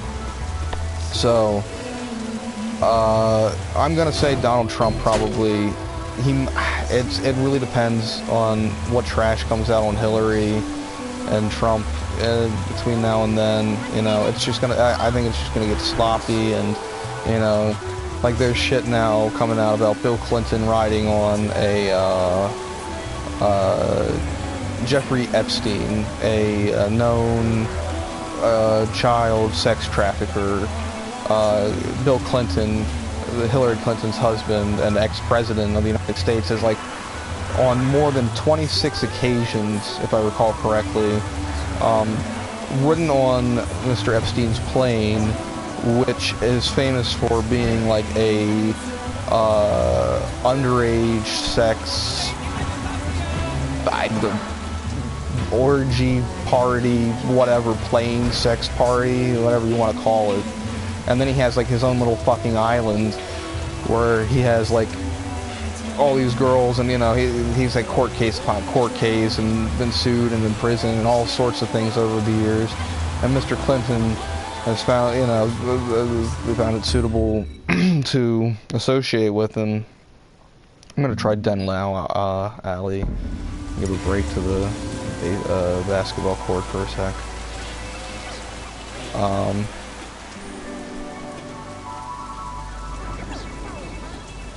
But it's like, are you fucking kidding me? You know. But you know, at the same time, you know, you have Donald Trump, and in a press conference, he makes fun of like a disabled person doing like the retarded arm flap, you know, into his chest, and making like a face that of like some guy he's known for like 20 years, then denies he even knew him, you know, after it happened. You know, just like really childish, scummy shit. You know, it's alleged, but I mean, the Secret Service has like not been around for like, I gotta go back to my place and use the surveillance system, of course. The Secret Service, he ditched the Secret Service a few times, on record, and it's embarrassing, you know, but, you know, every place has that, no matter where you're at, and at least he's not president anymore. I mean, I guess you know about, like, him getting, like, a blowjob in office from Monica Lewinsky. That was, like, the big scandal when he was president, getting, like, getting head in the Oval Office. I mean, he wasn't a particularly bad president as far as, like, technically, you know, like, from a standpoint of doing the job, but kind of a pervert, you know. You know, he totally, you know, Monica Lewinsky was totally not the only one. He was probably getting it from all sides, but again, I think it's really naive to think that that's not like an inevitability of politics to some degree. Hell, I mean, that's like more the reason to have old man Bernie Sanders in office is because he can't get his old man dick up at this point, you know, so any sexual persuasion isn't going to probably do much for that old guy, you know. Like, not to be mean, but to be realistic, you know, he's in his late 80s or mid 80s or some shit, late 70s.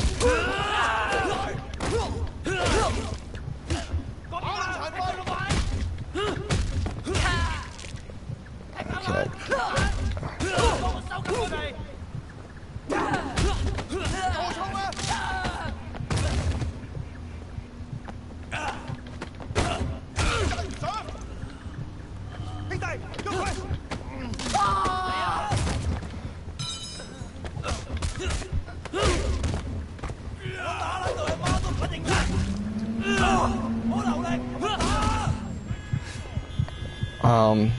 But I will say Donald Trump is extremely charismatic.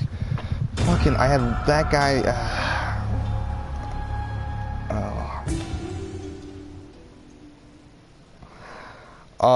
Even so, if you got like a good like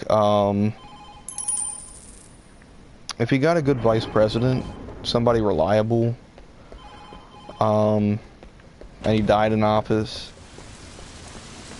so what, you know? At least he got a shot, because, you know, chances are he's not going to run again after this. And if he does, it probably has even less likely, because that's the way a lot of people think. It's like, oh, well, what if he dies in office? Well, it's like, make sure he doesn't have a shitty vice president. I mean, that was only a problem with John McCain because he had, Palin, who was like that moron governor, senator, whatever, from Alaska. Also like a huge bigot and backwards thinking one percenter. Like, you know, I have nothing against like the Republican Party, but it's just hell, I mean, a lot of the Democrats suck too. But it always seems strange to me that people in a poor economic class still vote for Republican candidates, and it's because, again, you know, obviously I can only speak from my opinion, but you know, it's because they're pandering to the lowest demographic. You know, they try to keep the status quo, keep it a Christian nation, and fear the gays, and you know, whatever other kind of rhetoric they can use to like help better snowball people, you know, into just like a massive collective behind them.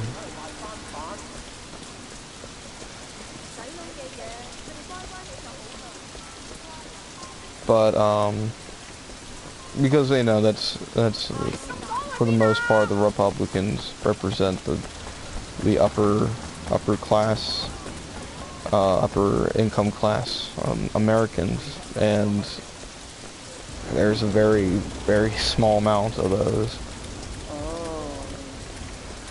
Ronald Reagan was, I wasn't alive. I'm going to start with that. During Ronald Reagan's presidency. Or if I wasn't sensitive. You know, I would have been very young. I think that he, while well-meaning, created a lot of problems in this country. Him and his wife Nancy Reagan, they started straight up the war on drugs, which crack cocaine, which is, I guess, like what they call an epidemic, wasn't that prior to essentially its free advertisement through the war on drugs campaign led by Nancy Reagan. And like, you know, it's a noble cause. You know, kids shouldn't do drugs, and there's a lot of bad drugs out there. You know, they're addictive. They get you sick. You know, they can kill you. They may change your judgment on, you know, what you would normally or not normally do for money or to get more of a certain fix. So yeah, it's definitely an admirable cause, but the way they went about it was wrong and ended up almost making it a joke, to the point that anti-drug campaign commercials are, you know, impossible to take seriously to this day. But it's even like just an overbearing nature, or making the mistake of grouping all substances as one thing when clearly sounds good. They are not. I mean, to give you an idea of how crazy things are, while marijuana is on its way to legalization, it's still, by the DEA, the Drug Enforcement Agency, is still considered Schedule 1 in the United States, which is equivalent to heroin and things like coke. Actually, I think cocaine is scheduled too. Things like crack cocaine and certain hallucinogenic drugs are less than. Yeah, exactly. This is your brain on drugs. Yep, that's almost direct result of Nancy Reagan. That's during the Reagan years, and like, but I think one of their key mistakes was like including like marijuana amongst those, or not necessarily even doing the necessary research on some of these substances that were made illegal ages ago, before we had the understandings and the scientific practices that we have now. For instance, very famously, the 60s is known for LSD, right? Here in the United States, you know, oh, hippies and peace and love and LSD and, you know, etc., right? You know, pop's obviously like a big part of that too. But, like, a big reason why a lot of people did LSD back then is because it was completely legal. It wasn't made illegal until, like, the early 70s, where the government, when cited as to why it was made illegal, is that it created essentially deviant thought that they worried would create, I guess, probably some sort of exaggerated expectation of revolt or something like that. Like, oh, these people's minds are perverted now by, you know, by the LSD drug. And because of that,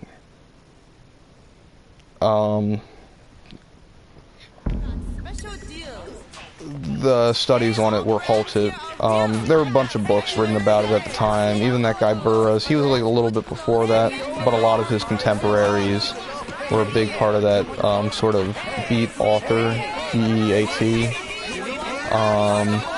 sort of hippie era movement. There was a book called The Electric Kool-Aid Acid Test by Ken Kesey, and there's a very good film called One Flew Over the Cuckoo's Nest that came out in the late 70s, starring Jack Nicholson. Ken Kesey is the same author who wrote the book that was based off of. And he toured with the guru of acid, Timothy Leary, in the 70s on a bus around America and administrated what they called the acid tests, which was basically giving interested parties free acid. And they documented, like I haven't read the book myself, but it's a notable piece of literature. What would be awesome? Thank you for coming. You like some tea?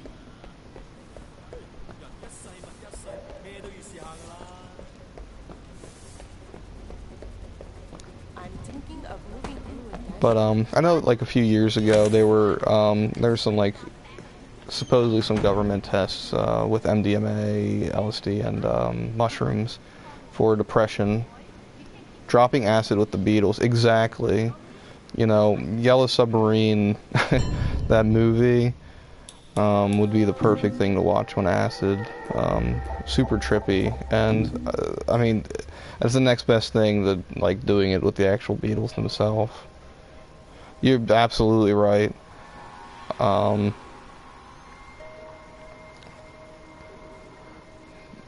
But yeah, I mean, pretty much since then, you know, it's just been, you know, a whole black market. So, you know, if you want it, you gotta get it illegally and all that jazz. And you know, some people, you know, and you don't know if it's safe or, you know, anybody can say anything.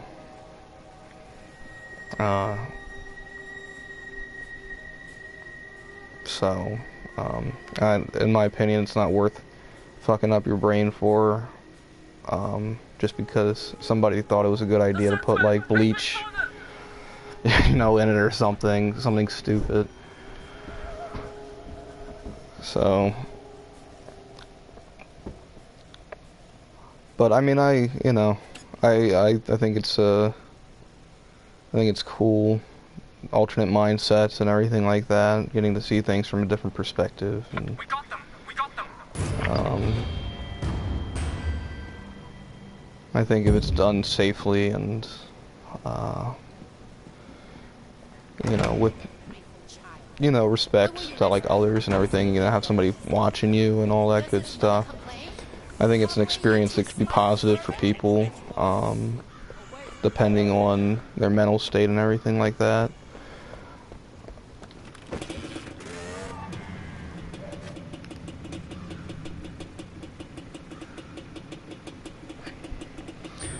Yeah, you know, it's like I through the years I've known folks and, you know, who've done this and that, and, you know, just some of the horror stories, or, you know, it can get pretty crazy.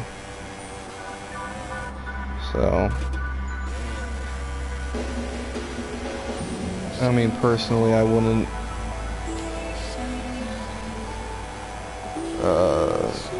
like I said, I don't even drink, but, you know, as far as I would say, I'd say weed is harmless. You know, that's my take on it. Everything else, there's caveats with it. You know, there may be a medicinal use for this, but, you know, it's, you know, there's something much more effective. You know, read just about any of you know. For the most part, there's a good reason why some of those substances are illegal, and it's damage control, so the moronic population doesn't poison themselves all to death. Or, I watched a documentary a few years ago about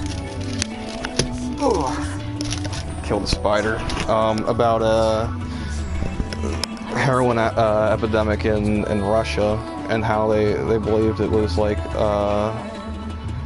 the Al-Qaeda who were introducing the substance en masse to the country in order to weaken the country's overall morale and be able to take over with ease. And that was like political scientists and stuff like that who were making that that theory. But I think it's a fairly reasonable thing to think, and it's in a way like indirect warfare. So if that's true, it's horrible. It's also kind of genius. You know, because I mean, what does heroin or any opiate do? It makes you tired, docile, slow, and addicted to the substance, so you become one-minded, you know, single-sighted, one-minded. Perfect for like invasion purposes.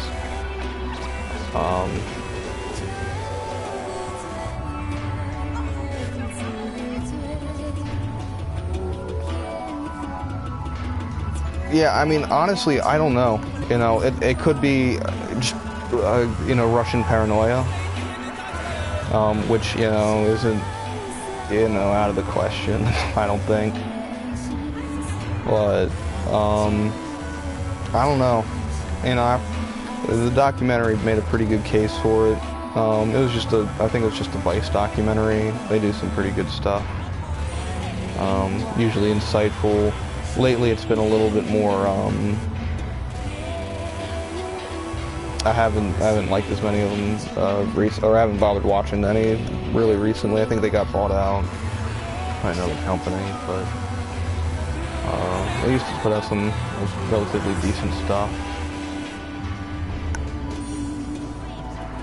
If I could live anywhere in the world, where would I choose to live?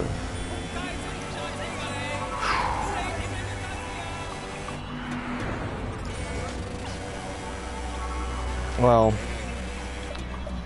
let's see. That's a very good question. I gotta think about a bunch of different aspects of this. So I'm gonna break it down.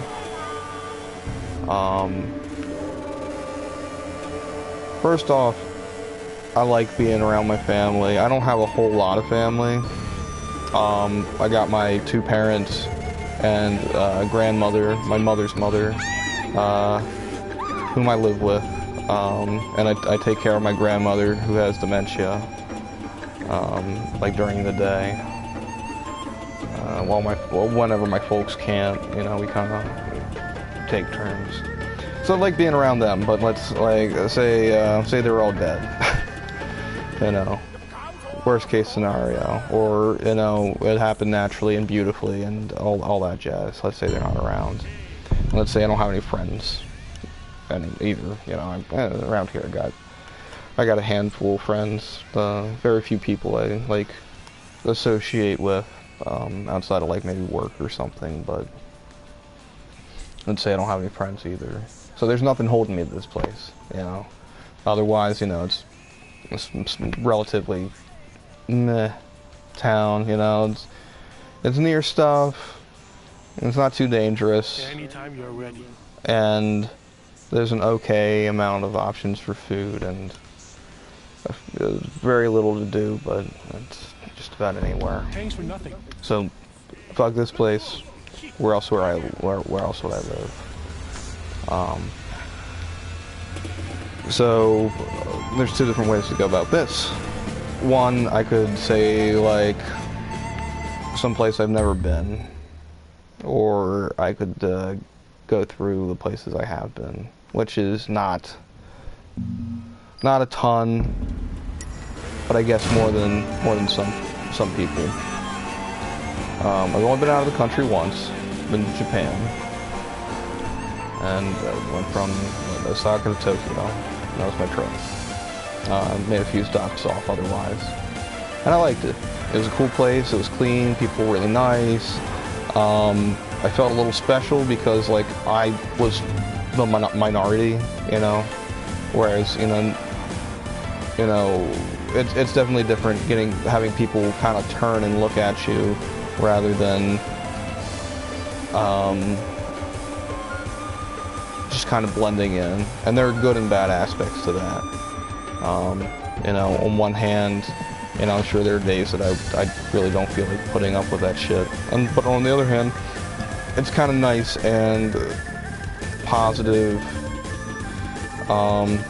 You know, even sometimes like the negative reactions, you know, just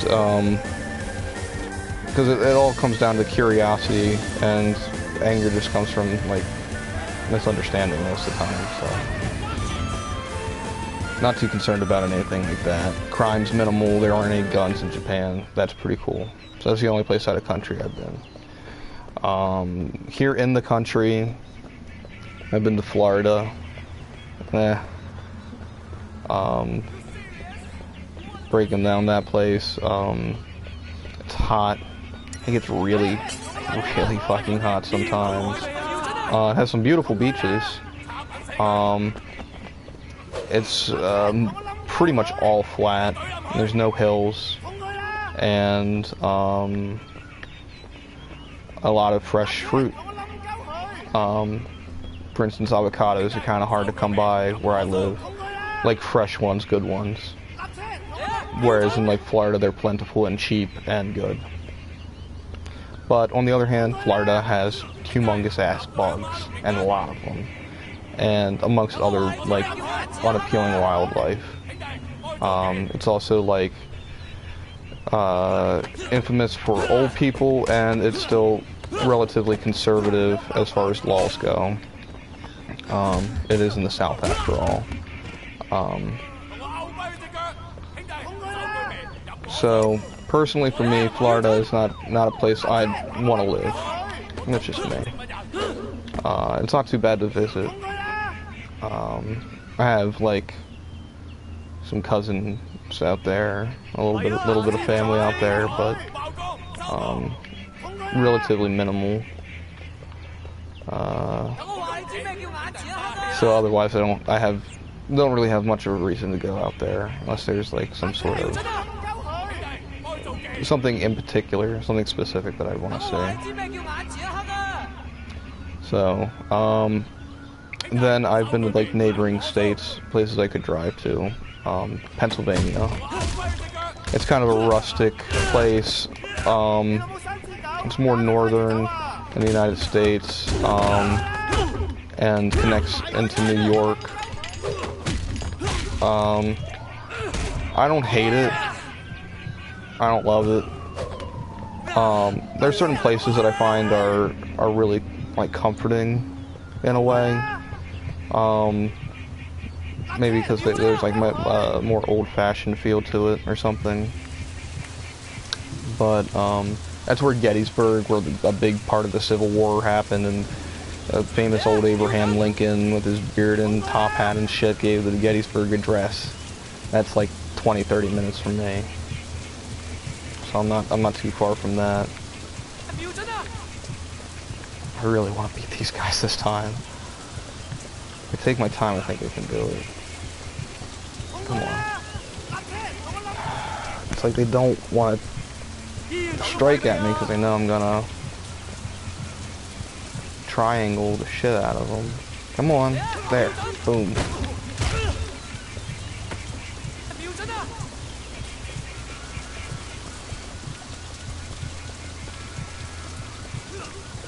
So, Pennsylvania, I don't know, it's alright, I've been there plenty, you know, I've grown up pretty close. Oh yeah, go ahead.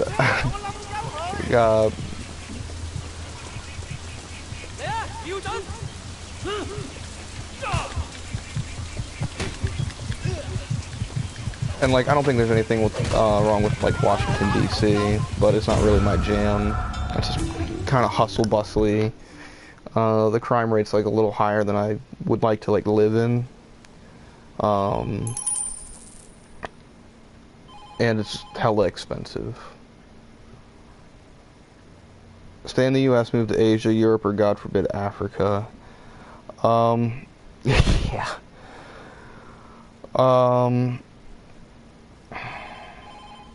There are certain freedoms that I enjoy in the United States that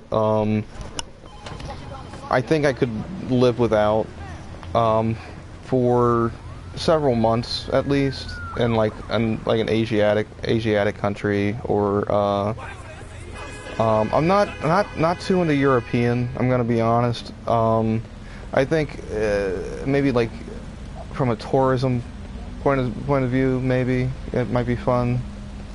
I'm not really much of a touristy guy in the first place, though. So I think like I would go somewhere in Asia, like honestly, because I'd want to change the pace. It would be kind of cool to see like the Shaolin temples or some shit. I always joke, sort of joke, that, you know, like, say I mentioned a situation like before, like family's dead, have no friends, have no pets, all is lost. Fucking sell all my shit, go out to Shaolin, shave my head, become a monk, and just try to do that, you know, for the rest of my days. And so that's probably the best answer I have, I guess, for like a hypothetical question like that, if I was to like move out of the country. Because that's where I'd just go balls deep and, you know, be like, you know what, this is probably the way to be. And these folks got to figure it out, you know, they're just combing sand all day, moving around rocks, you know, moving around, exercising, working for the food that you do, and kind of like, in a way, in sort of communistic, you know, but in a good way, you know, like Marxism, not like socialistic dictatorship or something, but, you know, everybody puts in, everybody gets something out of it. You know, that's I always thought that was like kind of a cool concept. That would be in Taiwan. They destroyed all of theirs in the Communist Revolution. Are you shitting me? Really? Well, I guess that's where I'd be going. That's a fucking shame. Like...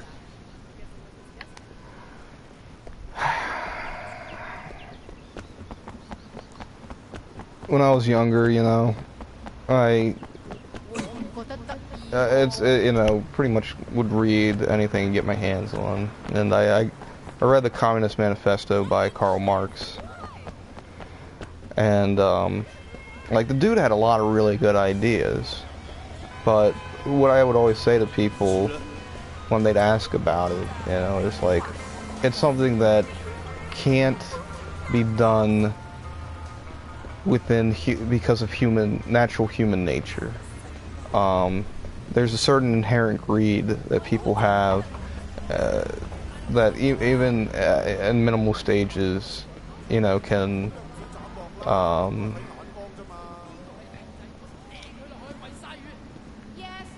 you know, really fuck up that system where it's give and take. Well, thanks. I'm glad that somebody thinks I have, like, the right idea of thinking, because you mentioned any form of communism here, at least around where I live, and people get a little jumpy, like, even now. It's silly, because there's such a negative connotation with it, and for rightfully so, because of, like, socialistic dictatorships that have, like, come from, like, what is it, Maoism, and various other branches of communism, Trotsky and Lenin and all those guys, who, like I said, you know, ended up creating a dictatorship instead of like an actual, like, equal society, which is what was touted. But of course, you obviously can see how that turned out. And now that's always a fucking shame, you know. Like, as horrible as it is that, you know, the United States dropped the atom bomb on Japan, at least they avoided the Shinto shrines, and, like, they made a specific point to choose Hiroshima, because they didn't want to ruin anything historically. So, like, I'm thankful. And I know the Japanese are, to an extent, to whatever extent you can be after somebody drops a bomb on your country. That was avoided. I mean, that was one of my stops when I went to Japan, was in Hiroshima, and I got to walk through the museum there, which is, like, very humbling, and it makes you, I don't know, it's nothing, I guess, I hadn't heard or seen in documentaries before, but seeing, like, certain aspects of it firsthand, like burnt shadows in concrete. Let me fix my car up, then I'll take it. Easy. Fine.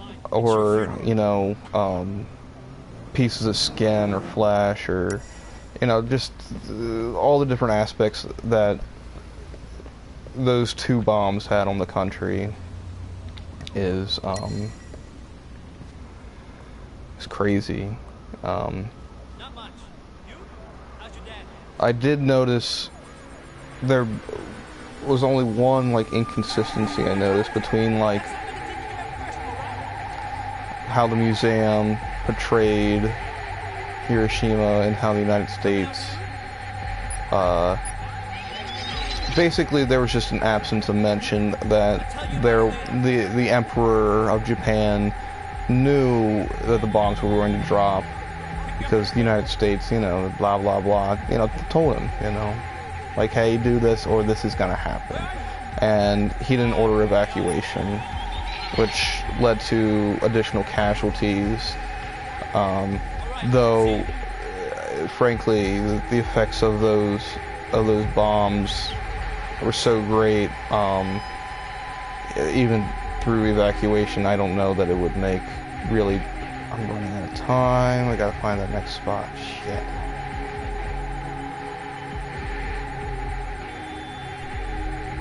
I don't know that that would have really made any difference, even with evacuation. But it was... There we go.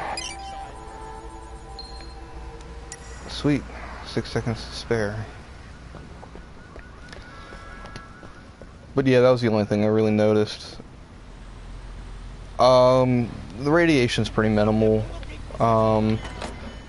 They had, like, funny enough, like certain pieces of, like certain artifacts that still held radiation, but they were behind like several layers of protective glass, as you'd expect.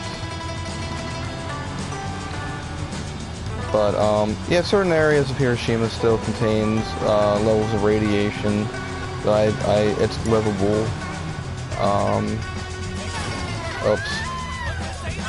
Fuck that up.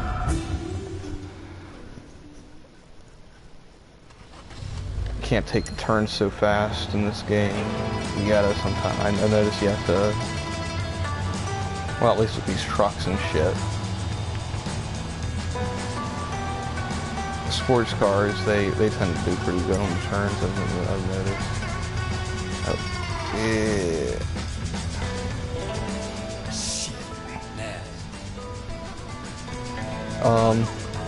But yeah, I mean, I had a really good experience in Japan.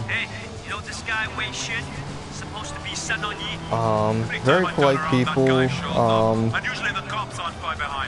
I haven't told this story on stream before.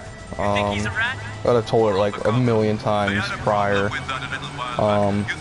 To just like random folks, you know, whether it's back when I still drink and go to the bar and talk to folks, or you know, just amongst friends. But this one's always one of the nicer stories from my trip. One of the big reasons I wanted to go was, as I mentioned before, I'm a big fan of comic books, and one of the most prolific comic book artists, or manga artists, I guess, was Osamu Tezuka, or Tezuka Osamu, depending on whether you're using the Western or Eastern last name, first name. Basically dude who did Astro Boy, Blackjack, and tons of other beloved series. You know, had made Walt Disney on record like jealous or envious over like the creation of Astro Boy. Stanley Kubrick tried to hire him for set design on 2001: A Space Odyssey. No, I agreed to help you, Inspector, but not if it gets me killed. And I mean, just it's a laundry list of things. Over 50,000 pages of comics. The guy was a genius, and I admire him very much, and I especially did at that time. And when I heard my school was hosting a trip to Japan, besides it being like, oh, I love Japan, finding out that they would be going by Takarazuka, which is Tezuka's hometown, and where the museum, in his honor, he died in '89, was built. And so the time came, and I believe we were, we may have still been in Osaka, because it was like a tour group, right? I had like a bus and tour guide and all that good stuff. And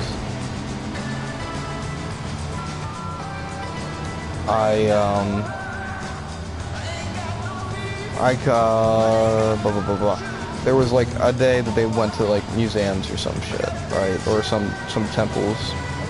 You know, and like, I mean, that stuff's really cool. Like, in my culture, we don't have that. I mean, barely. I mean, living near Pennsylvania and Gettysburg, I'm near some like the oldest buildings that our country has to offer. Short of like, you know, Massachusetts or some crap, you know, Plymouth Rock, sort of deal. So like 200 years in comparison to thousands of years is just like insanity, or even just like a few hundred years is like still really impressive, and just genuinely interested in that. The architecture is a lot different, yada yada. But you know, it came down to it. You know, either I go see this temple where just about every day I've been to one or more temples, all for Buddhism or Shinto, or a combination of the two, usually a combination of the two. And yeah, I wanted to go to New Zealand. That was like one of my big things. So nobody wanted to go with me. Literally nobody else on the trip wanted to go with me. So like this meant with my like limited Japanese ability, I had to navigate about 2 hours away from the hotel by train by myself. One of our, oh god, I passed him by. Wait, am I still supposed to be following him, or what? I guess not. Yeah, well.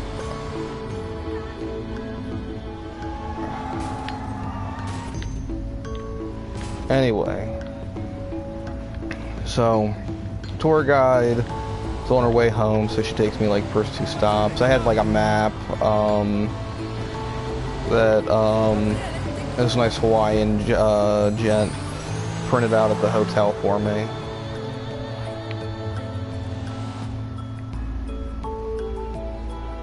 Oh, I had to follow the thing,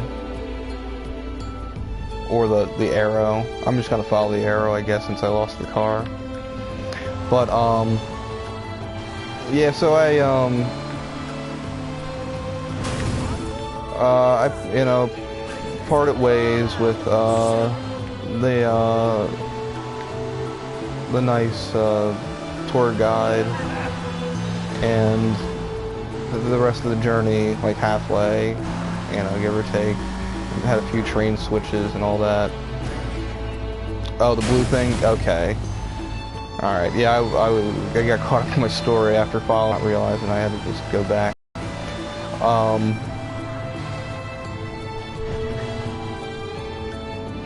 So, I get off the train, and it is pouring rain, and I'm wearing, like, a polo, like, white polo shirt, and, man, I got some of the strangest looks. Got something to pick up? No, that's just, I guess, like a street light or whatever. So yeah, I got some crazy looks, because by a certain point, I mean, I have no umbrella, and I have no jacket on. I'm just soaking wet. I mean, as you can imagine, being an island, Japan gets some pretty heavy rain. I mean, it's another story, but I've seen some of the heaviest rain I've ever seen in my life there. But continue on with this.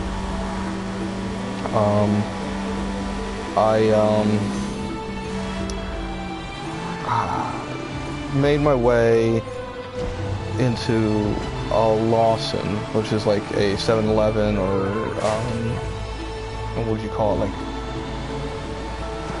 gas station store, you know, doesn't necessarily have to be a gas station, convenience store. Yeah, that's right. Yeah, because they all call them combis over there. So,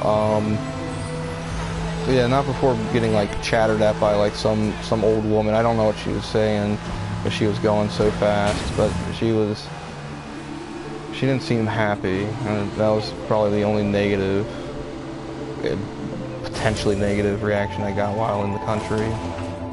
Thankfully. So I went into the Lawson, and like at this point I'm like kind of tired, kind of lost, and I grabbed like a Mountain Dew and some chips.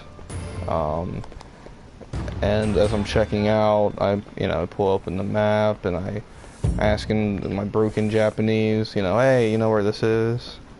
And the cashier was relatively good at English. That was a common trend, actually, was that a fair amount of people at least like knew like a decent bit of English or made a solid attempt, and I'd give them that. Essentially, like after I ask, she turns to her coworker, says something really quickly in Japanese, while she has like her finger up to me, it's like, like one moment, and then proceeds to like walk out the door and wave for me to follow, and in the pouring rain, and she points to the umbrellas at the umbrella rack and asks if any of them are mine. I'm like, oh no, I don't have one, and proceeds to lead me 2 blocks or more in the pouring rain to give me directions, like specific directions as how to get to the museum. And I've never in my life had anybody go out of their way like that for me. As far as like a stranger goes, like I had like an old lady like once here in this, here in town, pay for my groceries once, like really strangely, but like that's probably like one of the only other random acts of kindness that I can think of off the top of my head that like makes whoa. So she asked me like a handful of questions, like the really basic stuff, like where are you from, why are you here, blah blah blah, stuff, pretty typical questions. And yeah, she pointed me on my way, and I made it to the museum, soaking, pouring wet, where I proceeded to have like one of the best natural highs of my life, from just the excitement and like natural giddiness of seeing like things that someone I admired had illustrated years and years and years prior behind glass, and just all the different aspects that, the tons of merchandise and stuff. And that was one of the problems, honestly, because I ended up spending upwards of 200 USD, like US dollars, which is equivalent to like, you had 2 digits to that, so 20,000 yen, in cash. And at this point, my card, my credit card, debit card, hadn't been working in the country, and I get to the trains and realize I do not have enough cash to return home, return back to the hotel. So I'm holding like 2 fucking big bags of Tezuka shit, and I'm just like, shit, what have I done? Like I have like a pocket full of change, and there are 2 old ladies, and I'm like, okay, here's my chance, like maybe they will spare pity on me. Like I was like at the point like, oh god, I'm gonna have to like ask for people for spare change like a goddamn hobo in a foreign country. Like I really did not want to do that. I really did not want to do this, but hell, it was my own fault. I have no room to complain. Right? So they lead me to the ticket box. The ticket box man doesn't speak English, not that I can remember. More English than them. They spoke none, but they were still sweet old ladies. Wherever they are, I hope they're still alive, living it up, and if not, maybe just having a good afterlife, whatever that might entail. This is like 4 years ago now, and they were relatively old. But yeah, and miraculously my card worked and it just gone through like within the last hour, and I was able to make it back to the hotel. And the whole thing was surreal. Hell, the whole trip was surreal, but that specifically was like, wow. Other notable and surreal events were like doing karaoke at oh shit, what was Hakone? I'm pretty sure it was in Hakone. A man's car? Don't you know that's how he makes a living?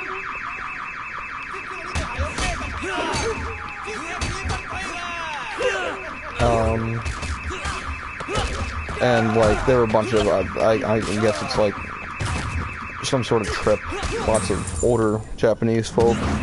They were all in like kimonos and shit because they had an onsen, which is another thing I loved about Japan that we don't have here.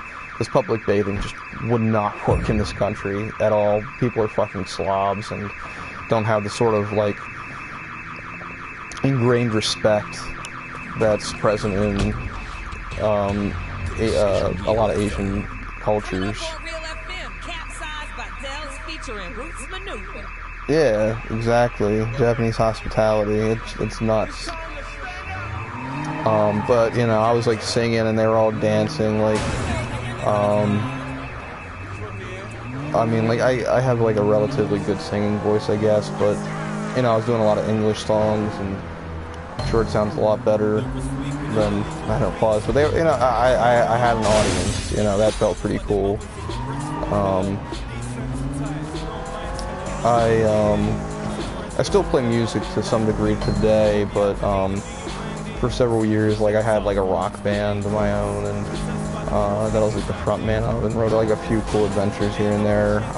I won a contest to play with the rock band Weezer, who are pretty big here and actually in Japan too. I don't know, and European, but I don't know how big they are, like, as far as, like, a worldwide market. But I got to play with them in, like, a stadium in Georgia back in 2008. I was, like, 18 or 19. And that was hella cool.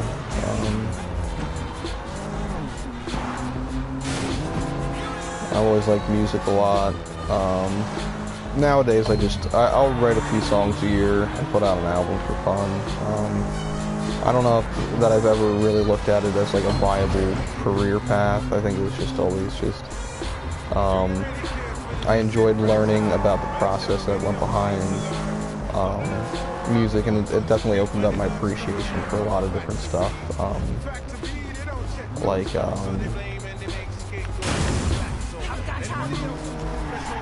Moving outside of genres that I'll normally be comfortable with, because there's like different elements that you can look at, or working with like recording software, like audio recording software for many years.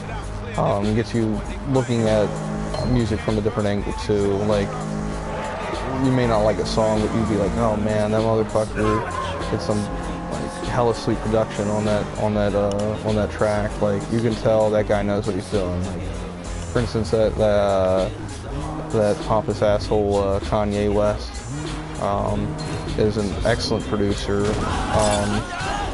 and I guess you could say like a pretty good musician. If you know, why not? You know, though his personal persona is that of an ass clown, an embarrassing like 12-year-old self-absorbed superstar. But you know, it definitely, like I said, I like some of his material because he's good at what he does. I mean, there's a reason that he's found popularity, and it's not because, you know, like he was born into it or something. Years of work to get there. So that's always, and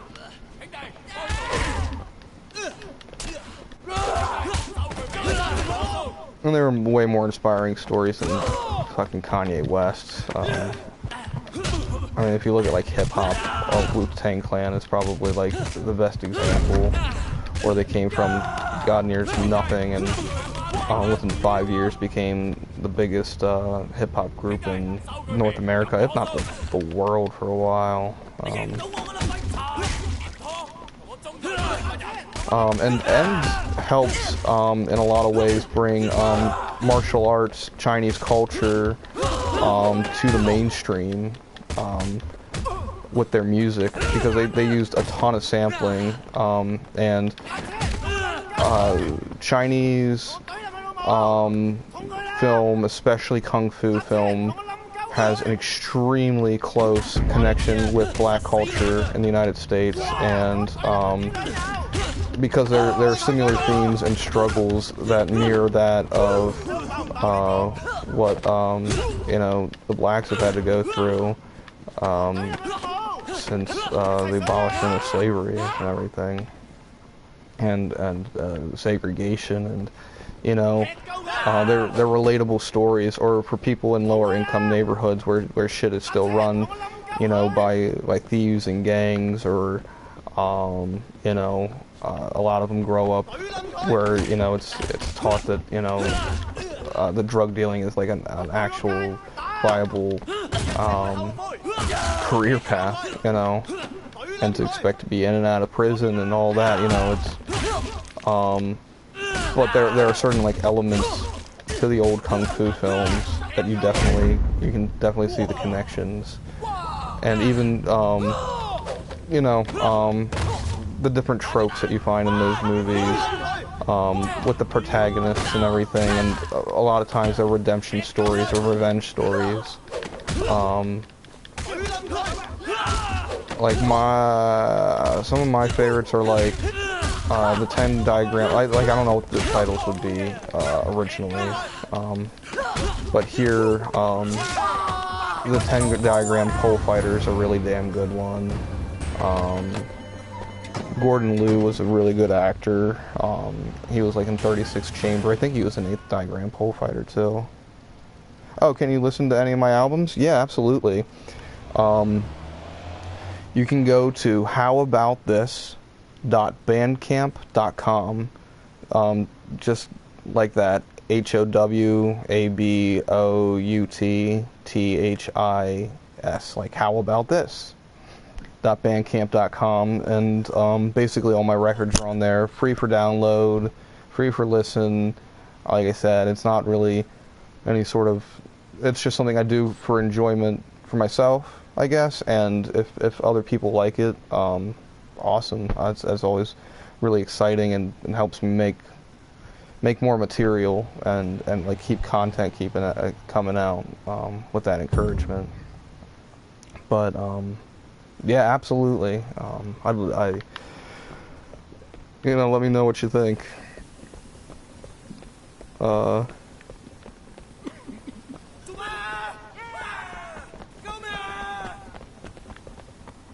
If you like stuff like the Beatles and classic American rock, that's a big influence of mine.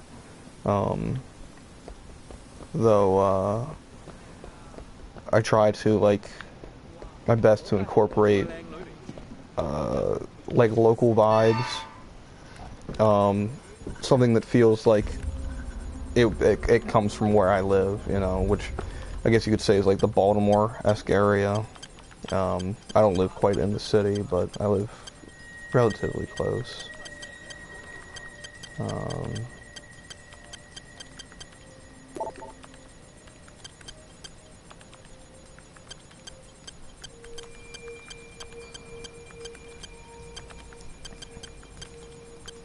Yeah, I've always liked music, and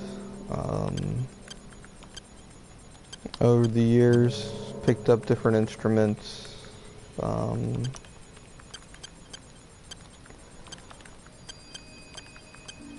Self-taught on most, but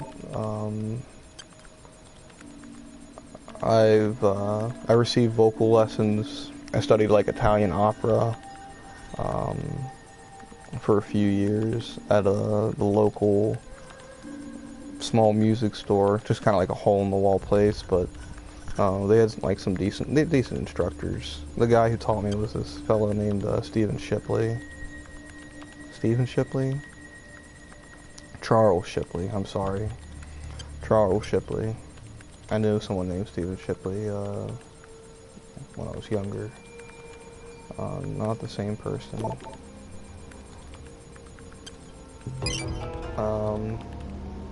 But he was a really nice guy, heavy guy, had like kind of a curly hair on top, a bushy beard, that was graying, and just a really good attitude. Like, for instance, like, I would go into practice, and there's only so much I can remember, because I was 15, 16, 17, I don't know, I might have done it up until my 20s, I don't off the top of my head. But, $50. I'm busting you.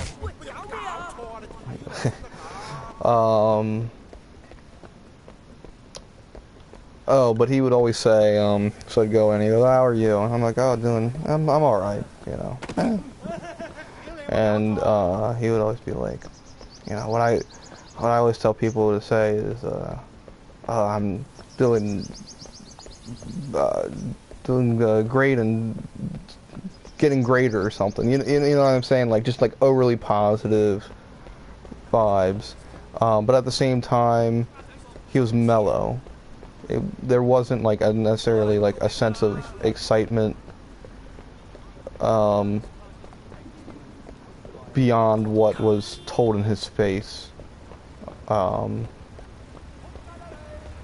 That's like, I guess, like the best I can describe it.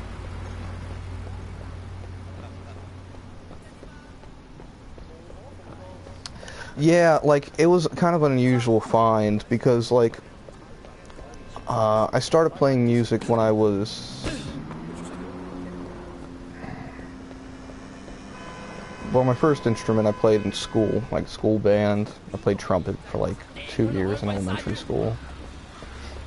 And it wasn't really for me, but it got me learning like the basics of music, you know. A, B, C, D, E, F, and G. You know, you got sharps, you got flats, etc. How to read the music. Even though I've never been very good at reading music.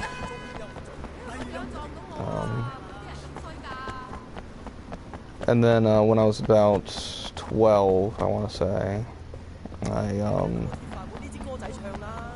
convinced my parents to get me a guitar. Maybe I was a little older, maybe 13, right? And they did under the condition that I would take lessons for a little while, which is, you know, a very reasonable thing to request. I mean, instruments are expensive, and kids are fickle. So, I mean, like, even at, you know, like 13, you're still a kid.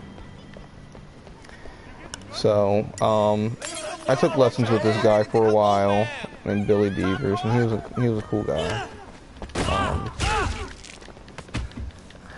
But, like, we quickly moved away from reading sheet music. You could tell I was disinterested, and with guitar you also have what's known as tablature, or tabs, which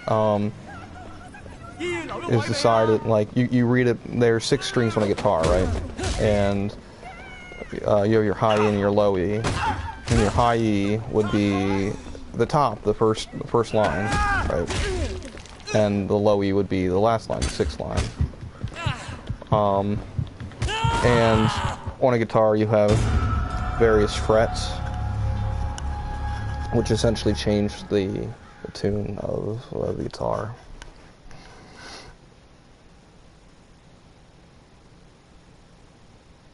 Oh, is Rocksmith good? I was curious about that. Yeah, I do still play guitar. I want to say daily, but usually not for more than like 15 minutes at a time. And just, I just have it sitting out, so on occasion I'll pick it up and just, you know, play a song or two I can remember off the top of my head, or if I'm like practicing like something specific, I try to do it every day so I don't forget. Because it's all like, it's patterns and stuff.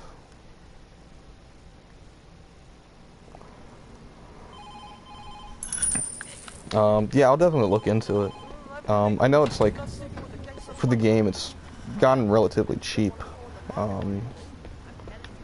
So, I'll probably do that when I get up later today. Because here it's 6 a.m. It's just hitting 6 now. I know there it's probably like opposite time.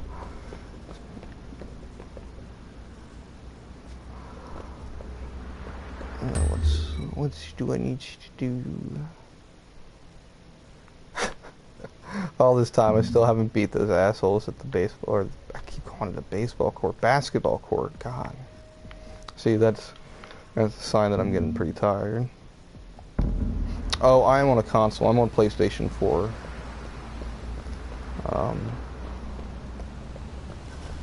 I know they have a good PC port of this though. That's what I've been recommending to a lot of like the people who come to watch me from like other countries. Cause I don't know about Hong Kong, but I know China had like the console ban for a long ass time. Was Taiwan part of that? Or was it just mainland China that did the console? Like, I know for like 15 years or so, they did not allow any video game consoles in the country, and did the focus shifted like almost completely to PC because of that.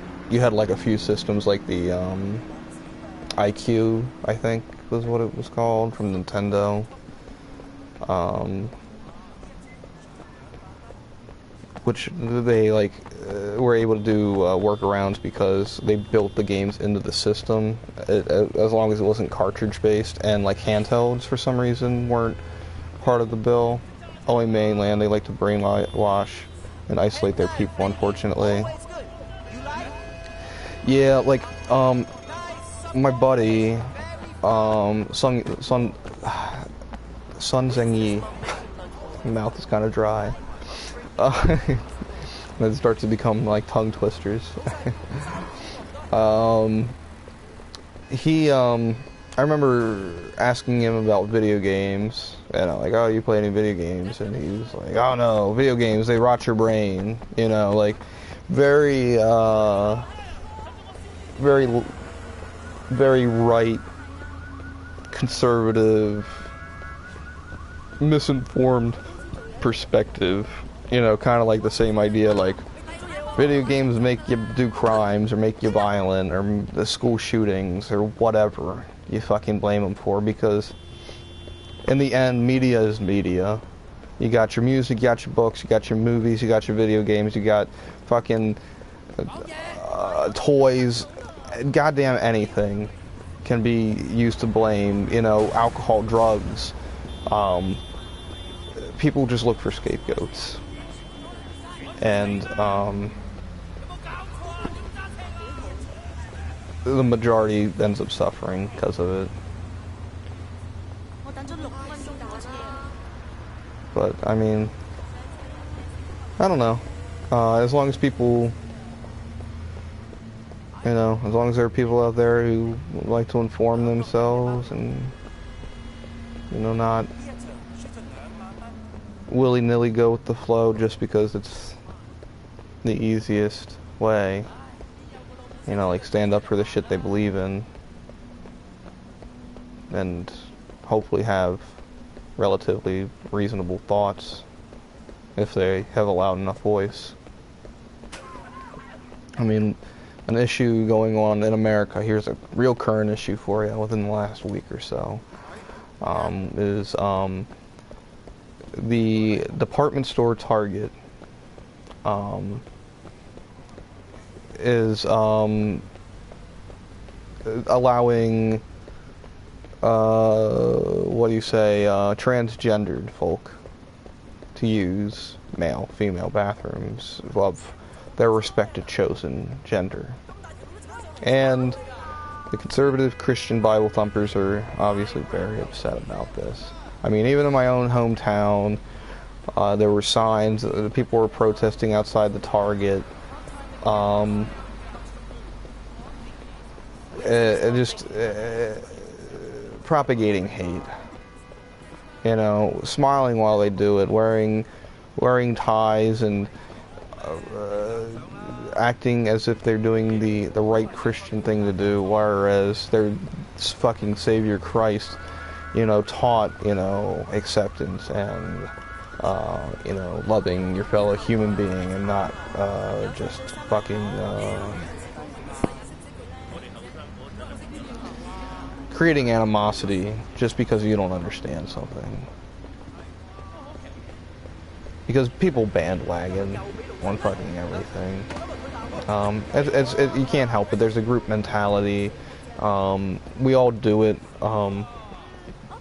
with this or that. Just hopefully not on things that don't matter, or hopefully on things that don't matter. Like I said, like fickle things like movies or books, you know, things to bicker about or argue semantics over. But you know, you would hope that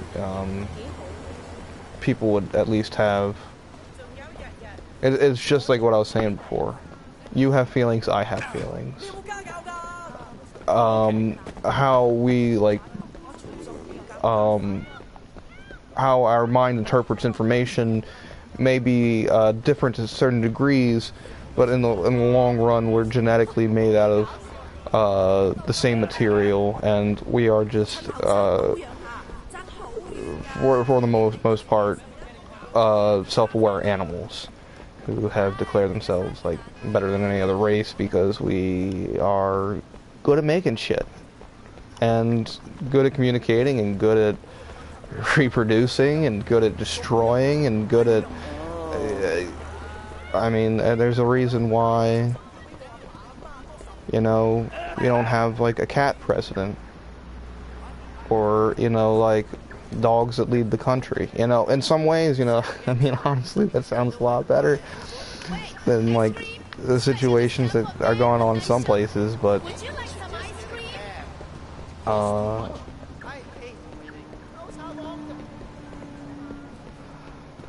Yeah.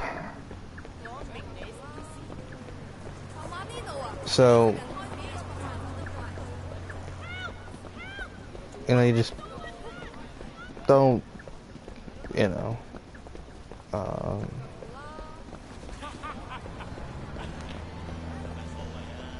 don't let that ability go to waste.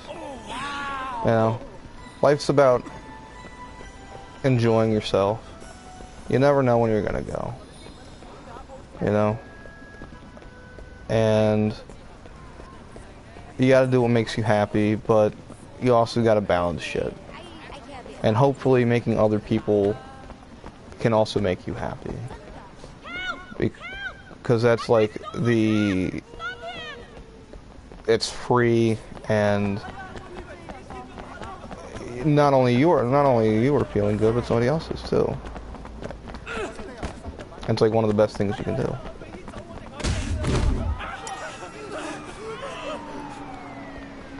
Oh, I'm in trouble with the cops because I tackled a person.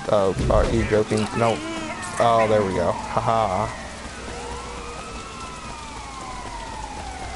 And he's still going. Look at that.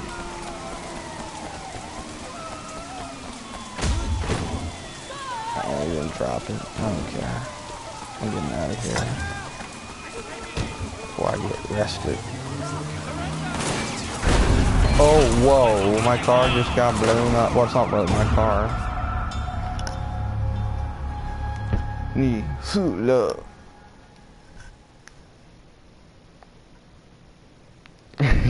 Yeah, cat president.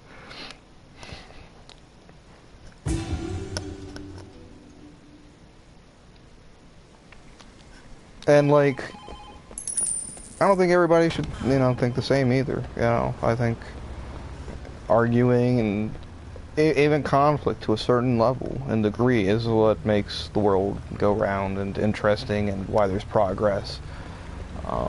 Just I hope that, like, oh, thank you. Thanks, man. I appreciate that. I can't be anybody other than me, so,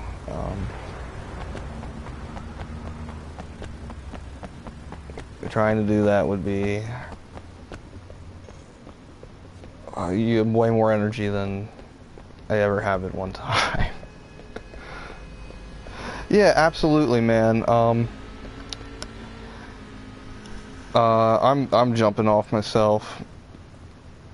Absolutely. Tune in anytime. I know your hours are different, but, you know, you can find me on Twitter at theadjoyride.com, the same as, like, my username on here. so you can get updates on whether or not I stream on here if you want to chat more, or you know, whatever else, you know.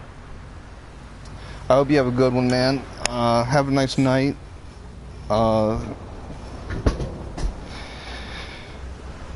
And we'll chat again sometime. I'm gonna get off now. So, and thanks to anybody else who was watching the stream tonight. I saw like a few people coming and going, popping up. I always appreciate anybody who listens, and I hope I was at least relatively entertaining.